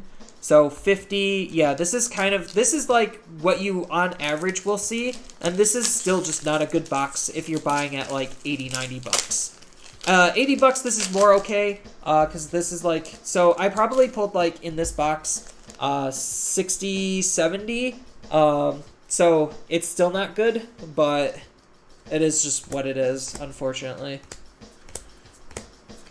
So this is probably the second, like, really noticeable dud box. It just feels like anytime I see X Antibody, I just want to cry because he's just not worth... Like, there are some alt arts that are worth more than him. So it just is super unfortunate. But that's just how the market reacted and responded. Everyone just flooded the market, crashed all of the prices day one, and now they're slowly climbing back up, but they'll never climb up to what they should have been to begin with. I'm not saying it's anyone's fault because, you know, heavens forbid people should listen to me in my market advice because I only sell cards on the secondary market and I only can read the secondary market. What happened with the regular art X Antibody? He's like 17 bucks. Like, he's sub 20. Just because, like, not a lot of people are using him, so he's just not holding a whole lot of value. Like, he's still a good card. Like, he's probably better than OG Omnimon, but, like, no one's using him. So his price just keeps going down and down and down. And the market was flooded with them, so, like, that just is what happens. Like, when the market just gets flooded and no one's buying, then the price just keeps sinking.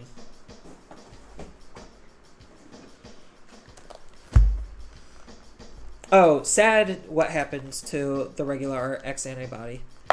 Yeah, it really is just sad, but like it goes to show that like people are just undercutting each other super heavily just to try to make a sale. And I don't necessarily think that's the best type of philosophy, because you have to evaluate how much you're paying for the box and how much you need to make money on the box to either break even or make a little bit of profit. So like I'm gonna have to Ty and Matt again. So I'm gonna have to go when I'm gonna be listing my cards. I'm gonna have to evaluate where the state of my case was and how like what I need to be selling and how much I need to be selling of it in order to like at least meet that break even point. Because if this pays for itself, that's all I really am looking for. Like if I make a little bit of profit, cool, but I just need it to pay for itself at least. Like, even if I am just, like, maybe $100 down, that just means I paid $100 for a playset of literally everything. So it's not like it's, like, awfully awful. It's just, obviously, in an ideal world, I make my money back, and I paid for nothing for a full playset of everything. Hey, there's the other Omnimon alt art.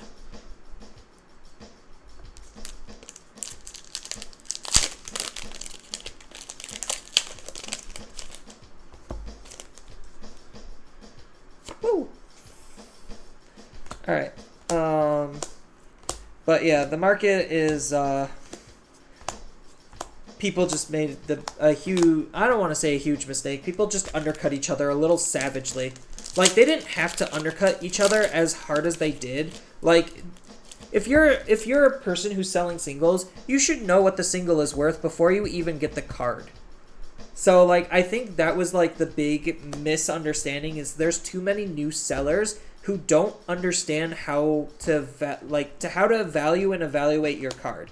Because, like, also the other thing is, like, people are just trying to get off things as hard as they possibly can, and some things are just not worth you selling. So a single seller like me, selling an SR for under $1, I'm not going to do that. It's not worth my time.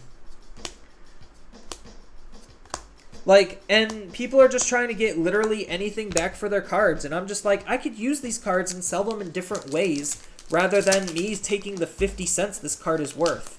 Like, it's not worth my time. I could actually make a deck using all of my extra Tactimons and sell that deck to try to offset the cost of how low this card got. So, like, that's kind of what I'm trying to do with, like, all of my bulk, too, is when I need to try to clear some of my bulk, which I'm going to have to do in the future, I'm just going to turn them into decks and sell the decks to people online. Like, I think these types of, like, budget decks that I sell, they would be pretty... the first time I did it, they were pretty popular. I was selling them, like, for a pretty fair value, and people were really happy with the builds for what they were. It's just, I don't know how many more times I can do that. I guess that just depends on what I pull in the sets, what things are lining up to be. Because, like, there's no way I'm selling Tactimon for 50 cents. Now, if somebody, like, wants Tactimon from me, then I'll be glad to sell them a Tactimon. But that's more of a special order rather than just me listing it. Because I do special orders. Like, if somebody asks me, hey, could you reserve these cards for me? I'll say yeah. I do that all the time. And usually I give my friends, like, really good discounts or really good prices on their cards. So they're usually pretty happy about it. Lord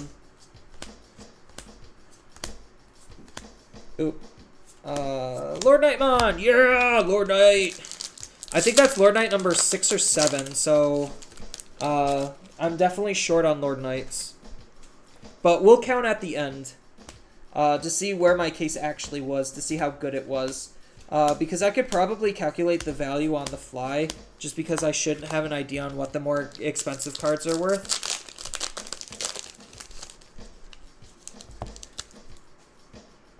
But obviously I'm not going to be, like, literally selling everything. I'm just, because I need to keep a playset of cards for myself. Obviously, I am a player.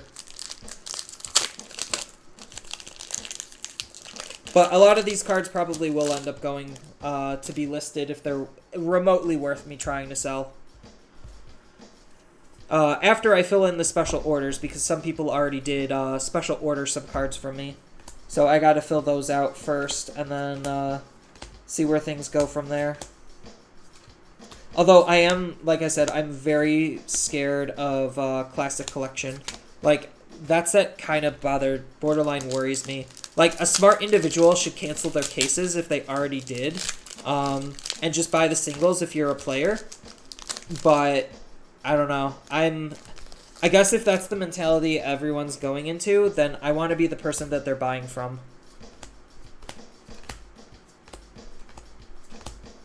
Just because I'm probably going to keep my case, just because I want all of these singles. Give me all the cards! Plus, if I could get my hands on a secret rare alt arts Metal Greymon, I kind of do want to try to collect the classic borders, just because like I did kind of play Hyper Coliseum, or well, I can't really say I played it. I did collect them when I was a kid, so the memories are very fond, and I totally wouldn't mind doing that again. Like, I'm not going to go out of my way for it, but, like, if I come across it, I'll be like, sure. I don't even know how much the Alt Arts Secret Rare Metal Greymon even is. Like, Omni Shout had a little bit of hype, and its price shot up a little bit, but I don't think it's, like, that bad. Again, I have no idea. I didn't look at the value of what that card currently is. If anyone in chat knows, that would save me a lot of time. Well, it wouldn't save me a lot of time. It would save me a good amount of time. Just not even bother looking it up. Uncommon, uncommon, uncommon. Rare Zwart Defeat. So double alt art box. 40 to 40. Okay, so it really didn't do a whole lot. I think it like spiked maybe $5. Because that card I remember was sitting around like 30, 40 for like a while.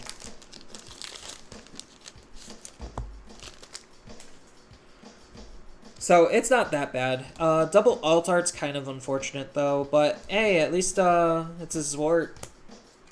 I am probably going to sell off almost all of my alt arts. I want to get rid of these, because they're the only things that are, like, actually worth it in the set, outside of Zwart Defeat. And a couple of SRs. Like, it's just so sad. It makes me sad every time I think about it. But, like, that's kind of, like, the trends, though. So, like, if you look all the way back to, like, what the alt arts were doing for the other sets, like, once the set actually cooled down and the market leveled off on the value of the cards, like, they always had a hard time eclipsing $40. Like, sometimes they would get really close to $50, unless, like, they're a super hype card. But, like, once everything is said and done and the dust is settled, like, they usually are sub 40, always. So it's not that surprising that the alt arts are not doing as well as they could be. Chaos Gallant. Yeah, alt arts are, like, I've been saying it for a very long time. Secrets and alt arts are usually where the money is at in the set. But, like, even then, sometimes, depending on the card in the set, it's not even... Like, it's sometimes not even worth it. Like, I think this set, because there's just so many different alt arts, and, like, none of them are, like, super over-the-top, like, wow, I have to have this. It's not really creating, like, a super chase. Like, you can make the argument that the Omnimon X Antibody alt art is, like, worth it, but, like... That card's price just kept falling and falling and falling and falling. So it's like, obviously it's kind of, it's showing it's not. And then, like, looking at a lot of the other, like, secret alt arts, like, I think, Beelzemon is, like, 30 right now. And he's supposed to get, like, some little support in the next set with Bellastarmon. So it's like, you'd think he'd be going up like Lucemon did. But obviously he's not. So... It just is what it is. The market reacts in very interesting ways.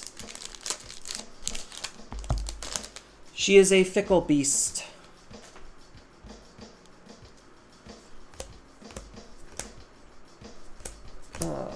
Screen Joker. I actually like Jokermon. I think Jokermon is a pretty good card.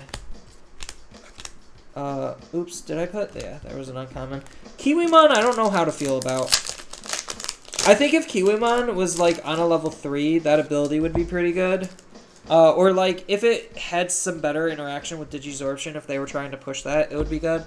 But I think just hard playing something for 4 and having it die is just... Like, if it's not a rookie, it just feels bad. And that just only, again, speaks to the amount of removal in the set. Oh, that was 2 Kiwimons back to back. Funny.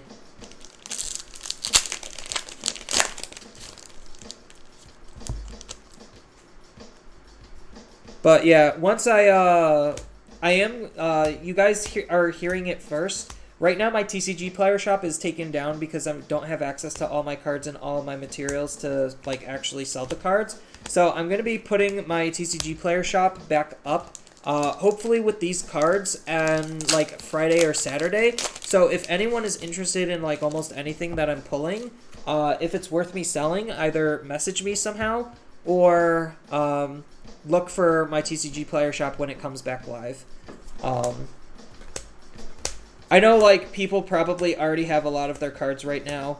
But I think like with tournaments coming up and people still like trying to figure out what to do in the set, maybe they're looking to change decks, pick up a different deck, find some tech cards. Who knows? I still think like there's still going to be a pretty decent market for a while on BT05. Just because we have like what, another month and a half, 2 months with the set. So like there's still just a lot of time with the set to just explore and learn. Hey, Zwart. I have one more box after this pack, so we're almost at the end where we get to do the fun thing and look at all of the good stuff. Boop, boop, boop, boop, boop, boop, boop, boop, boop, boop, boop, boop. 1, 2, 3, 4, 5, 6, 7. Okay, yep.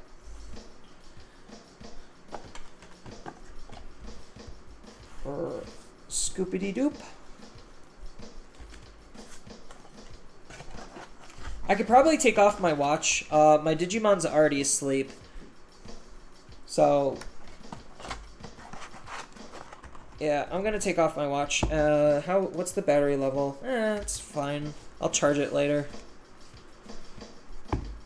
The only cards I really want to try to get are the last 2 copies of the Box Topper Nokia. I do have 2 Box Topper Nokias. I have one at my apartment that I'm currently away from.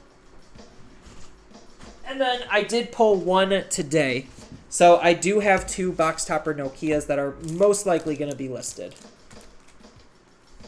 You're getting 2 new DMs on Thursday. I'm still trying to figure out what to do. I'm waiting for the English app to come out because I don't feel like downloading the Japanese app. I did get a Mega. It's whatever this Mega is. I know you can't really see it very well. I believe it's like Achillesmon or whatever. It's the Gladiator one. But I was thinking about getting more DMs, but I'm still trying to figure out what the heck I'm supposed to do with them. So that's the only thing keeping me like from buying more of them. Is just I don't know what to do with them. I know like with the Jagresses, like you need to have the ones like the Jagresses in this are kind of interesting to get like Omnimon. You have to have the Gabumon and the Agumon one. They're supposed to digivolve into their same like into their megas that you're supposed to for Omnimon. And then like one's supposed to be like in your storage in the watch. And then the other is supposed to be active, and then you do something to make them Jagras. So, like, it's really interesting. Oh, speaking of Nokia.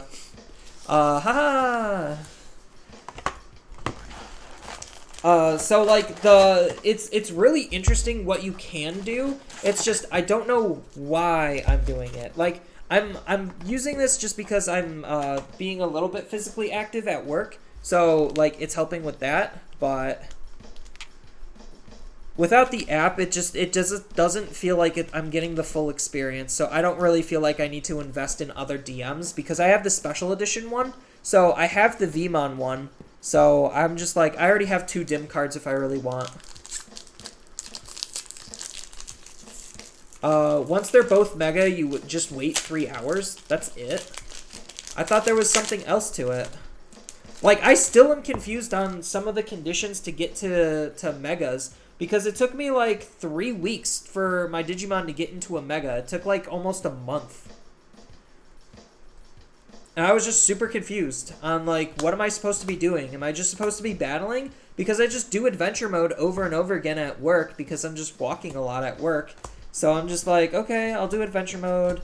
And right now, like, I guess I'm at like stage 15 or something. I also don't know how long like adventure mode is to unlock the new Digivolutions, because I know once you finish adventure mode, that's how you get like new Digivolution paths, is by beating the secret mega at the end of the adventure. Like, it's a really interesting thing.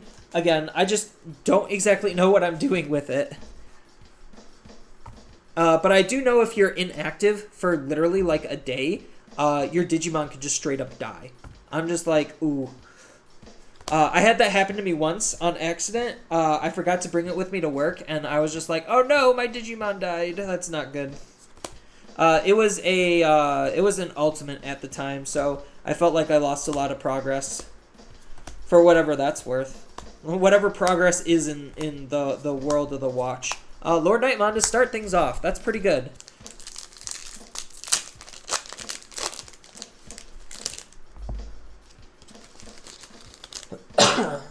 Although, like, I kind of do and don't like the rubber banding on it. Like, it does kind of, like, make my wrist a little sweaty and smells bad, but whatever, I just wash it. And then the sweat does discolor it, so that's whatever.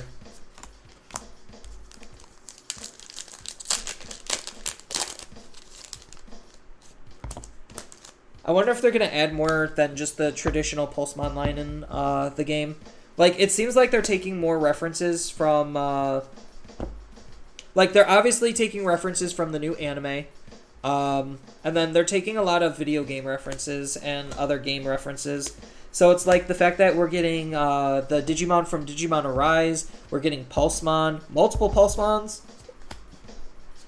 Like, it really makes me curious on, like, what they're doing. I really wish they kind of just stopped doing, like, Greymons for a set. Like, just give me a set with, like, no Greymons, and I'll be pretty happy. No Agumon, no Greymon. Like, I get it that they're the mascots of Digimon, and they're like the Pikachu. You just have to have it everywhere. But, like, at the same time, you kind of just get sick of seeing it, and it's kind of just... it becomes a joke. Zwart defeats. Is that the Kenji? Yeah, that's the good art. The Kenji Watanabe art. So, that's probably the best alt art, I believe. So, that's nice. So, I honestly don't understand why they have Chaos Gallantmon fighting Omnimon Zwart. I think that's an artwork pair.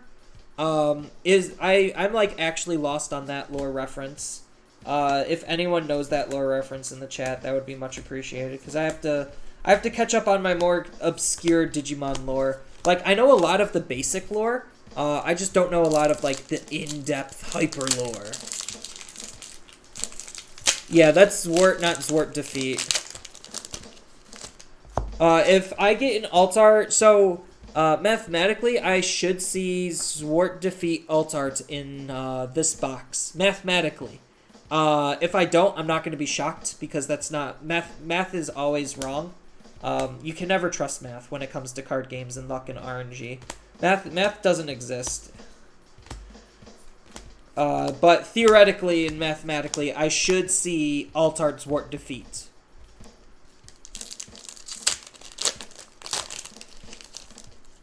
It'd be nice to have a set without Greymons and Garurumon line. I want to see other Digimon. Yeah, exactly.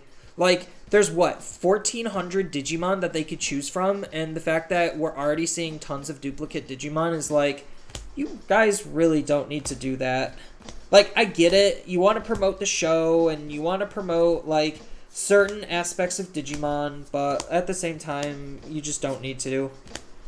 Garurumon.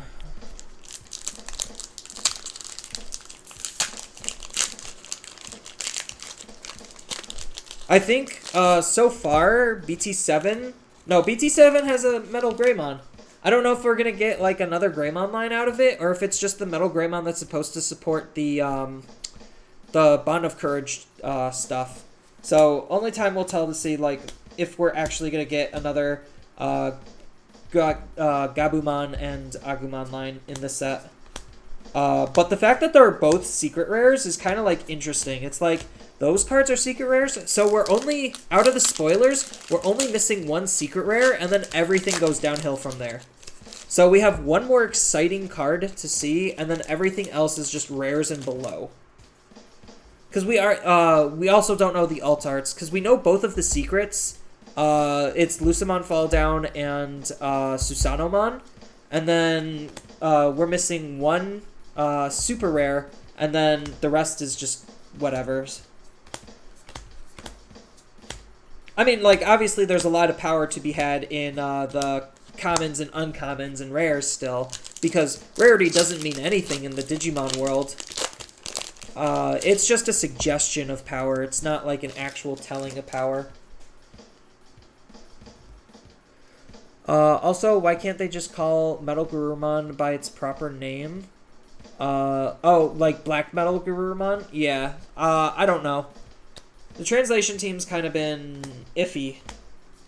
Considering, like, they had to, like, retroactively write a rule that says, oh, follow the Japanese names, and then, like, literally write on the cards that these don't count because Japanese names. I'm just like, really? Like, we know what the names are supposed to be. Like, I get the English localization is for, like calling Vitramon Burning Greymon, like, I get that, because, like, that's just what it was in Frontiers, that's kind of what it's always been in America, so it's just whatever. But, like, at the same time, I don't think anyone would cry if they actually just called it Vitramon. Same thing with, like, Doru Greymon and Dex Doru Greymon, because those aren't real Greymons. But I digress. Like, their localization team does some really weird things. But, like, literally what card game's localization team doesn't screw up at, like, a lot of points? Or, like, does some really funky decisions. So I can't really, like, fault them for that. Because, like, that's just a very common thing that localization teams are just kind of off.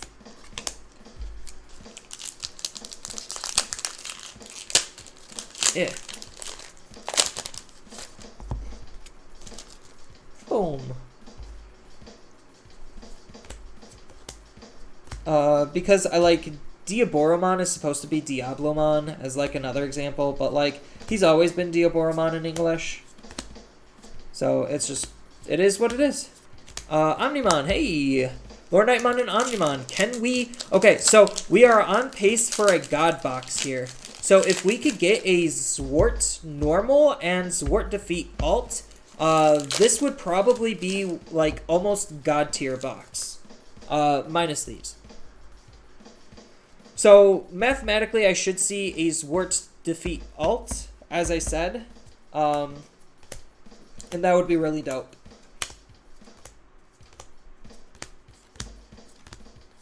Rare, rare.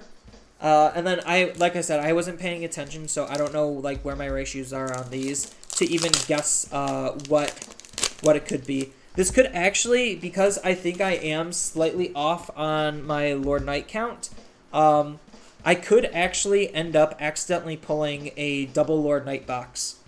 So that would be pretty dope. That just to catch me up and make things super even. Because I think I literally had 2 of each box topper. Yeah, I literally had 2 of each box topper. So like that's something interesting to note. Chaos Gallant. Like, if my box, or if my case was mathematically correct, I would actually be shocked.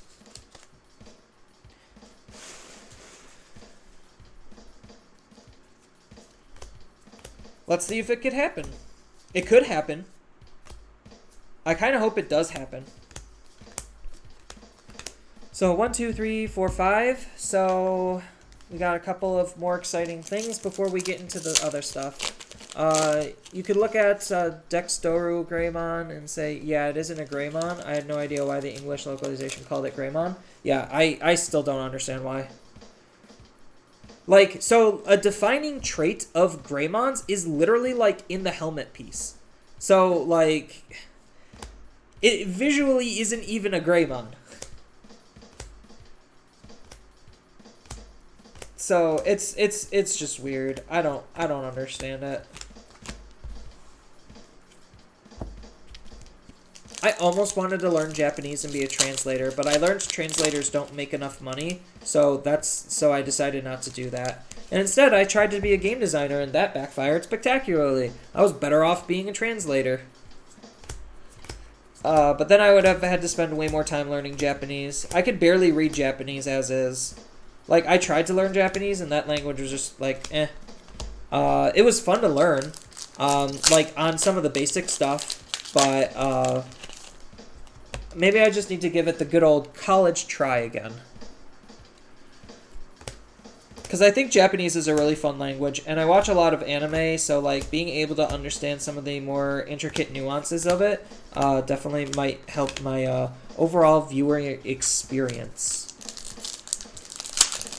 Either that, or it'll completely ruin and change how I watch anime. One of the two. I don't watch anime dubbed, so it's not like it matters anyway. I watch anime subs, so, like, maybe if it allows me to enjoy subs deeper, kudos. Zwart, that's okay. Okay. We got the good trio. We got the good trio. So the trio did decide to grace us with their presence. So is that 7? 1, 2, 3, 4, 5, 6, 7? Yeah, so I'm literally just missing my my last secret in the last 3 packs, and I swear to God, if it's Zwart defeat alt art, I'm not gonna flip. I'm just gonna be very excited. Because this is the last box. And if Meth actually, like, doesn't betray me, I would be immensely shocked. So, we weren't graced with the double Lord Knight box, but I can't be mad with the trio instead. Like, there's no being mad with the trio.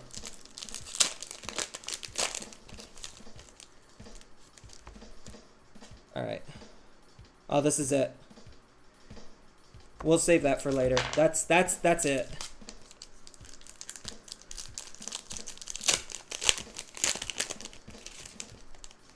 Yeah, this is the secret. All right. So, let's get the boo pack out of the way, the pack that's guaranteed to do nothing. All right. Whew. Let's go. Black Gaugamon, Cutemon, Commandramon, Siakumon, Jokermon, Palmon, Supreme Cannon, a Blazing Storm of Metal, Kiwimon, Minatorimon, Argamon. Dang, so close. It was an alt-art Zwart defeat. That was kind of unfortunate I didn't pull one. But that's just, I guess, the way the cookie crumbles. Math betrayed me. Math, you lied. I should have gotten one. Why don't I have one? You didn't see that, chat. You did not see that. How do I recover? Alright.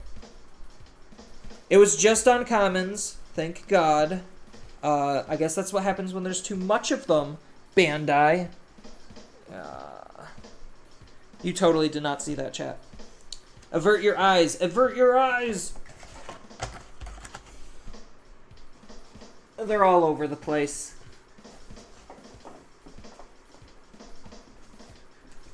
So who wants some commons?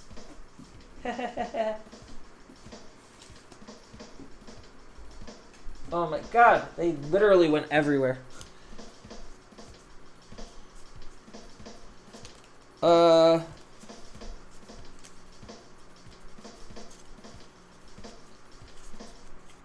Alright. Crisis averted.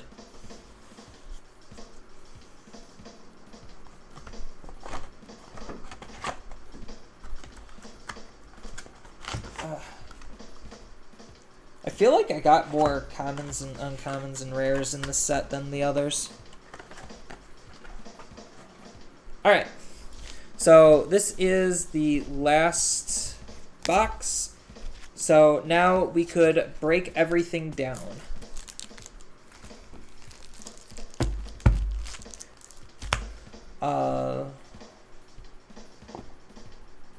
Let's cut the beat and let's get serious. Let's also cut you just because you're annoying me. Alright. Alright, let's get serious here, chat. Let's get serious. Let's break down what we just pulled. So, Nokia. So, in a Nokia box, I got Armageddonmon, Metal Garurumon, Hexablaumon, Chaos Gallant, Omnimon Zwart, Lord Knight, Omnimon, and then 2 alt arts. So let's find our other Nokia box just to see if there's any correlation between pulls. Wasn't Nokia towards... Yeah, Nokia was towards the beginning. Here we go.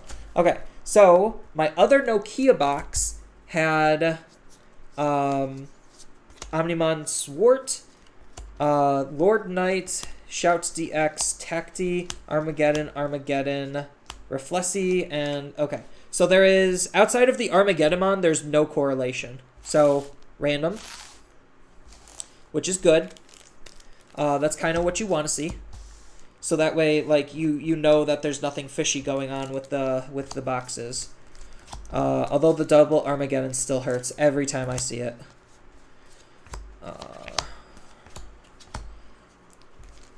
I guess let's just move you guys over here. Armageddons. We'll have special cards at the bottom. So, Nokia's, there was absolutely nothing fishy going on. Omnimons, Lord Knight. I guess I got a Lord Knight in each of them, so, like, you could kind of say that was something. Metal Garus, Zwart Defeats. I got his Zwart Defeat in both of them, so, I don't know, maybe. Can't really say anything about the Armageddonmons, though. Alright. Let's move you guys a little bit more. So that way I could do correlations. Alright. So, in errata boxes. So, the 2 errata boxes that I had, box 1 errata, I pulled Hexablau, Shout DX, Reflexy, Metal Garu, Lord Knight, and Omnimon, and then I had a Zwart Defeat and Chaos Gallant. So in second errata box, and a Chaos Gallant. And then the second errata box, I pulled a Metal Garu, Armageddon, Omni, Zwart, Lord Knight, Reflexy, Chaos Gallant, Zwart Defeat, and Zwart. So, I don't really think there was anything in, like, too particularly noteworthy. They both did have Zwart Defeats, so that might be something. I don't really think it is, but it could be something. So, Omnimon, Lord Knight, errata, Chaos Gallant, the bad Chaos Gallant. I'm just going to put these on top, like, if they're the same Digimon alt art, I'm just going to put them on top of each other. I know they're different cards, technically, but they're technically not, so whatever. Shout DX, Hex Blau, and then errata 2, we had second,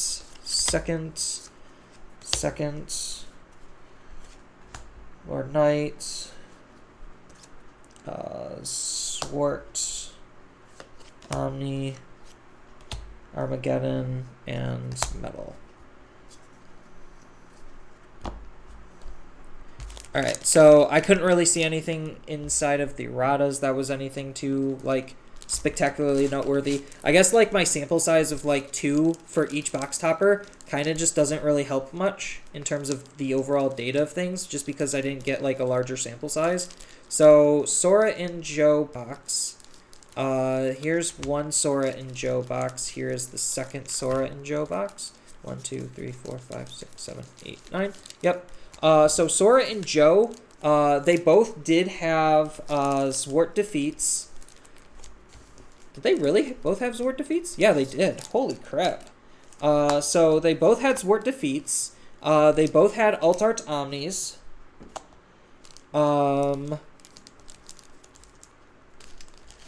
What else do they have in common? They both had Chaos Gallants. They both had, wait, this one had 2 Chaos Gallants. I remember that one. Anything else in common? They both had Zwarts. So they both had Zwarts. Then, anything else? They both had, no, they didn't both have Tacties. So yeah, nothing else too noteworthy there. Metal Guru, Lord Knights, Reflessi, Armageddon. God, I have so much Armageddons. My brother could just literally take them from me. Oh, they both had Metal Gurus. I lied.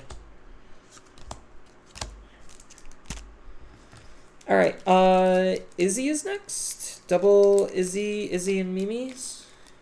Yeah, Izzy and Mimi A, Izzy and Mimi B. So, their arts, were they both alts? No, they were not both alts. So nothing spectacular in the secrets. That was, like, overtly noteworthy. There's Omnimon. Alright. So what else? I wish I had more space. So they both have a Shout DX in the Izzies. They both have medals. So the Izzies both had medals. The Izzies also both had Zwarts. They both have hexes. And then they both had Tacties. And then the other 2 were flexes.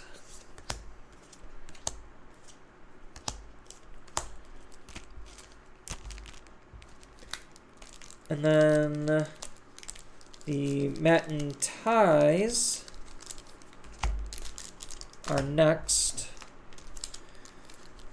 So anything noteworthy in the secrets? Nope. No correlation there. That's the first Armageddon alt art. Swart. Alright, so any other correlations? So they both had Lord Knights.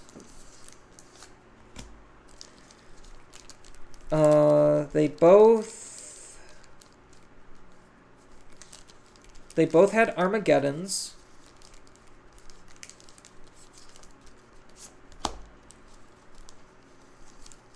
They both had Shout DXs.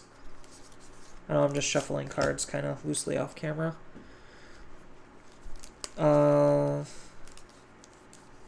They both had Tacties.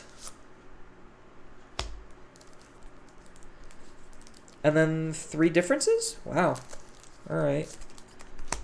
Difference.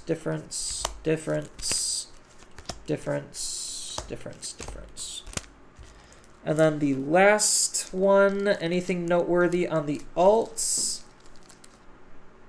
Oh wait, no, this is a Zwart defeat alt art. Holy crap. How did I miss that? Alright, I did pull a Zwart defeat alt art. I didn't even realize it. So my math was right. Alright, whatever. So nothing special on the alt arts. The alt arts are just normal. In the Takumi boxes, did they both have... They both had Hexablouse. They both had Armageddons. I feel like I'm playing Go Fish. They both had Omnis. They both had Reflexies. They both had Tacties. And then 2 Flexes.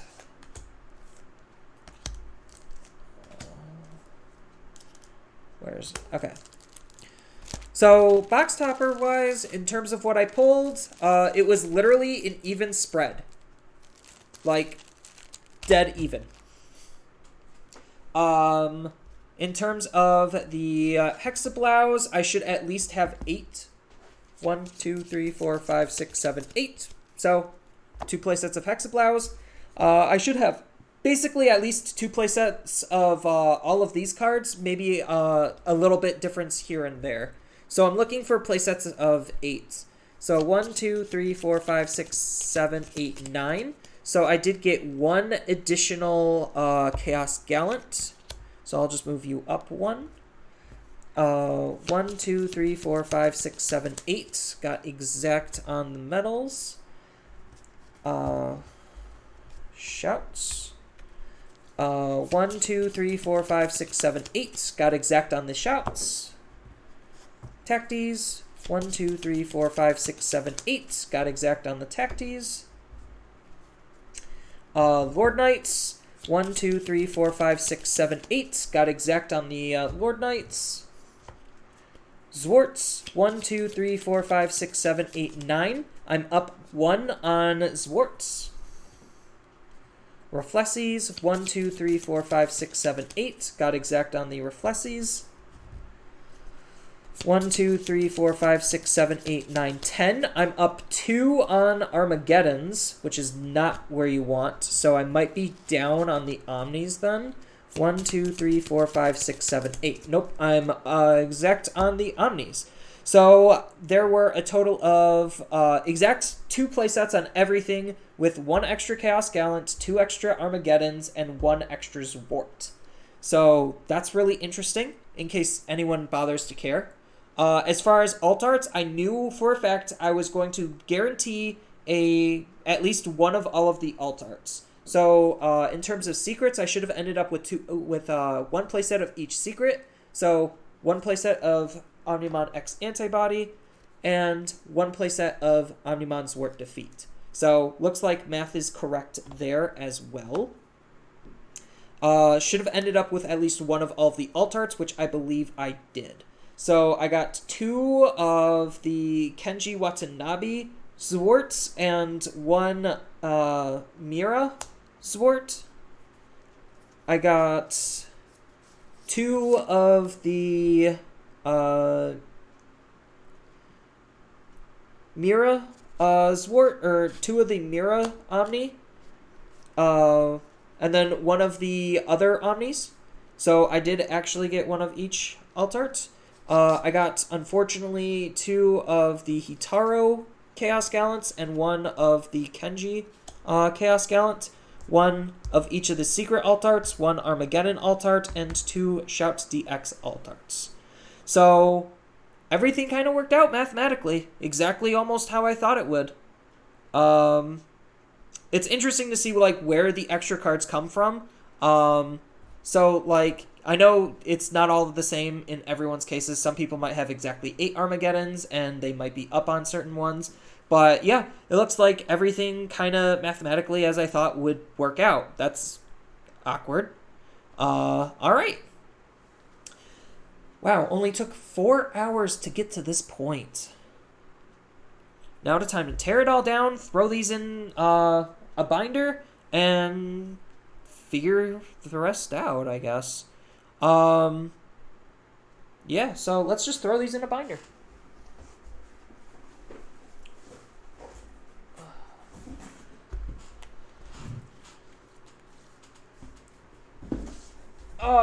Shoot.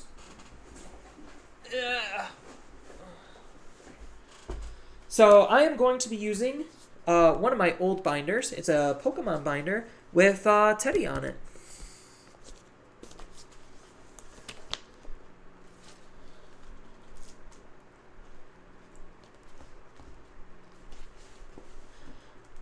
Let's put the expensive cards, and then we could kind of calculate the value of a case later, because I think the value of a case does actually matter. Because like if the value of the case dictates how much of a card you're going to be seeing when you buy a case, so that does matter because that helps dictate what a card is actually worth. I could go with you guys.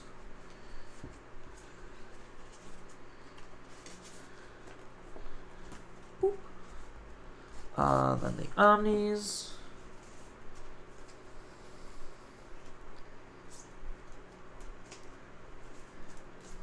Because that should tell me how much to, like, estimate what cards are actually worth based on. So, like, I guess, like, pull prevalence is another thing that goes into case valuing. And then another thing that goes into case valuing is, like, how playable the card is or how collectible the card is.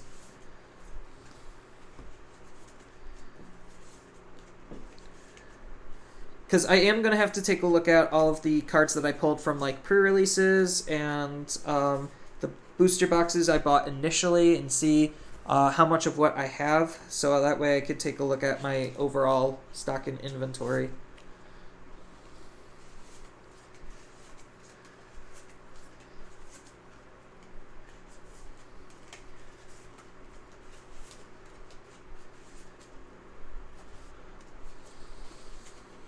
I guess I should show you guys.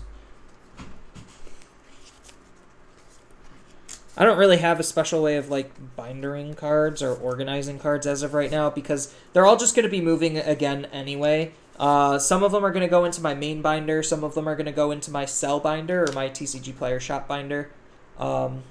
So like these are all just temporary locations. But this is just to show you I am taking care of my cards. I do treat them with the utmost of respect. Teamwork? Yeah. I do appreciate everyone for, like, coming and watching me open product for 4 hours. It does mean a lot. And especially listening to my random rabblings about random things randomly. I have the best programming joke ever. It was good enough to make my friend laugh. So we're just in programming, and we're just like, oh, what's something funny we could do in programming? And I'm like, oh, we could just make a game about the function random.newRandom, and then it just relates. Like once you build that function, it's good for all TCGs ever. And he got a good chuckle out of it. So if anyone's a programmer and knows the function random.newRandom, kudos.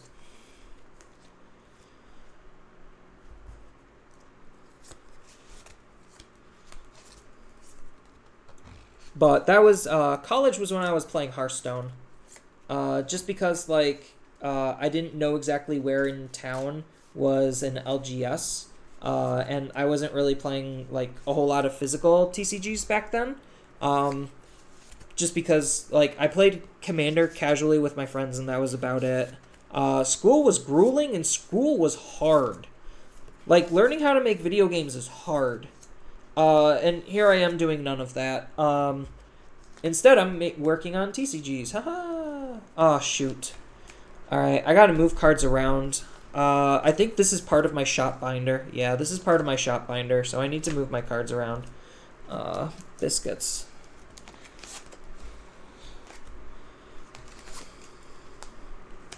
Just to make space. I need to get a new binder then. That's what it's telling me. I need to get a 4-row binder. Maybe I'll create, like, not really a GoFundMe, but some sort of, like, little drive for Twitch, like a donation incentive to get me a new binder, a 4-row binder, because I think that would be pretty dope.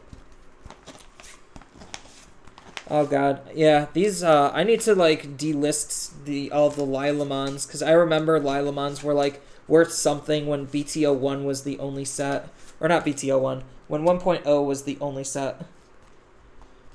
One mat. I need to just push these up. Because I need I need at least 2 pages worth. So there's certain cards I need to delist. Like I need to delist the Patamons, but I still think the Patamons are kind of good. But not for what I'm charging.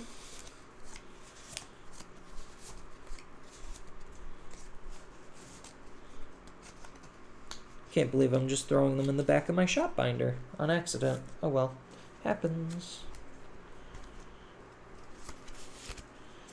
Brywees. I can't believe this card was like almost $5 at one point. Crazy, right? And here we are looking at dollar SRs.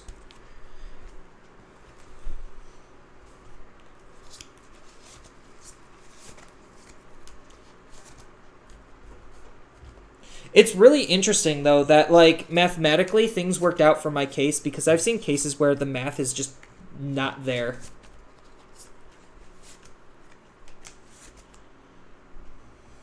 So that's always a little fun thing. Maybe I could move you over here, and then because I have 10 Armageddons. God, so sad.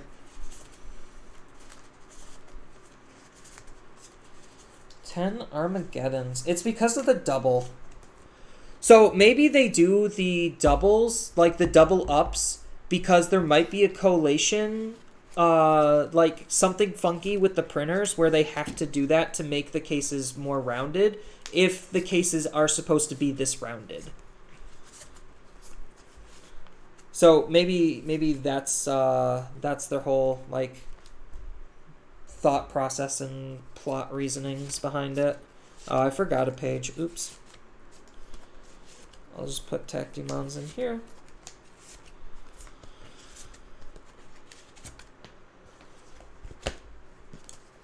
Mwah! Beautiful. All my cards are safe and sound deep inside my mind. Except for these. So I'm definitely going to be selling these. Although, like, they do look so clean, though. Like, I'm not going to lie. I do really like the look of these. You'll be the lucky box to get them. Haha! So actually, let me make the changes to my deck while I have everyone's attention. So, the big changes that I wanted to make was I was taking out these guys to put in Syakumons. Just because the what I noticed when I was playing, I was like, this card's good, I like it, but I don't know if I necessarily need the extra card draw that he provides. And Syakumons just add a little bit extra defense to try to like stop the opponent from doing silly shenanigans.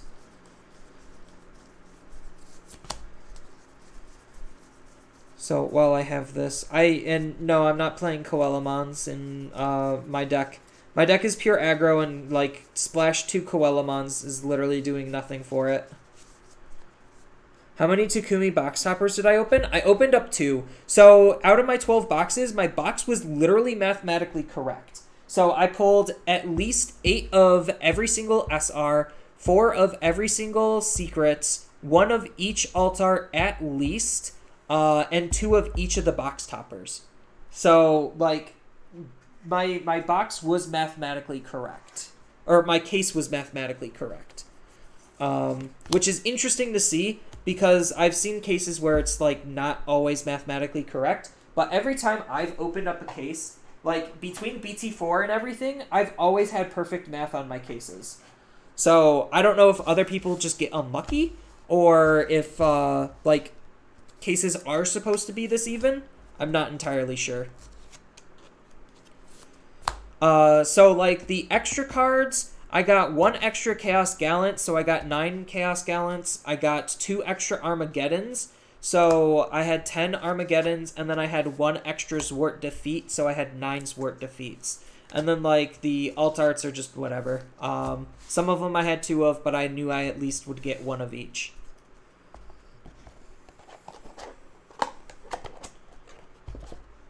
Boom. Looking pretty. I love this deck so much. This deck is so fun. Uh, like, it's just Ancient Garurumon. Like, I love this deck.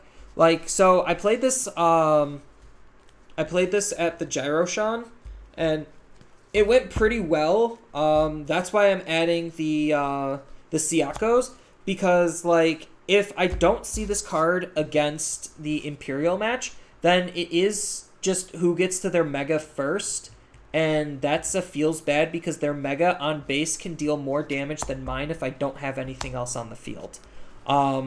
And Siakumon just literally shuts this. It shuts them down. So it allows me to get some extra memory or buy me extra time to try to figure out a way to get into a winning position. Because the big difference between this and your average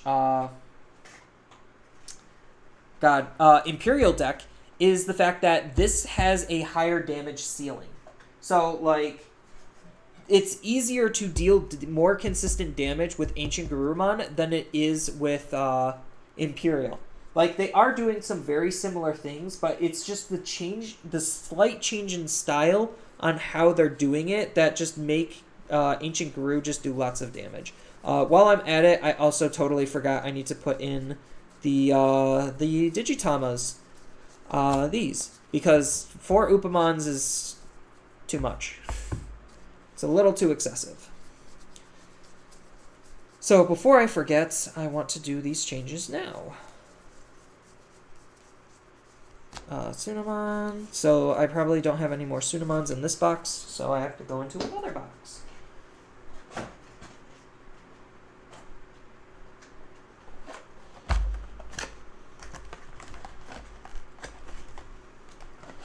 Although I'm kind of glad they're going to stop doing the gold foiling, because I don't like the fact that I could just see the dent in the card on the back and it just ruins the surprise.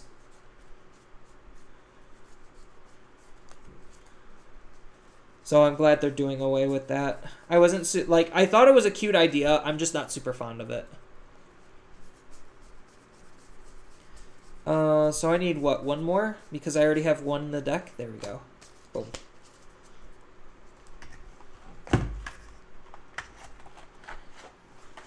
Because I want to make this deck as good as I possibly can make it, but it also requires, like, the big difference between this and Imperial also is this requires, like, very skillful play because your plays aren't super linear. So, like, I hate to call Imperial linear and boring, but it kind of is because you're literally doing the same thing every single time, and this deck you can't. Like, you just won't see it all the time. You won't see it all the time in Imperial, but Imperial you're forced to do it one way. This deck you're not. So that's what makes this deck a little bit more interesting, because Imperial, you're forced to go Dino B or Pyildramon. And in this deck, you literally have 5 ways to do it. So like you could build off of him, you could build off of him, or you could build off of him. So you have like 3 ways that you could build it, and these 2 ways you could do it in so many different ways because of like how the stacks work. Because like you could build him and him, and then have that, and then that. Like that's pretty good. But sometimes you don't always see it, and then you just need to adapt on the fly. Like it's crazy all of the potential this deck has.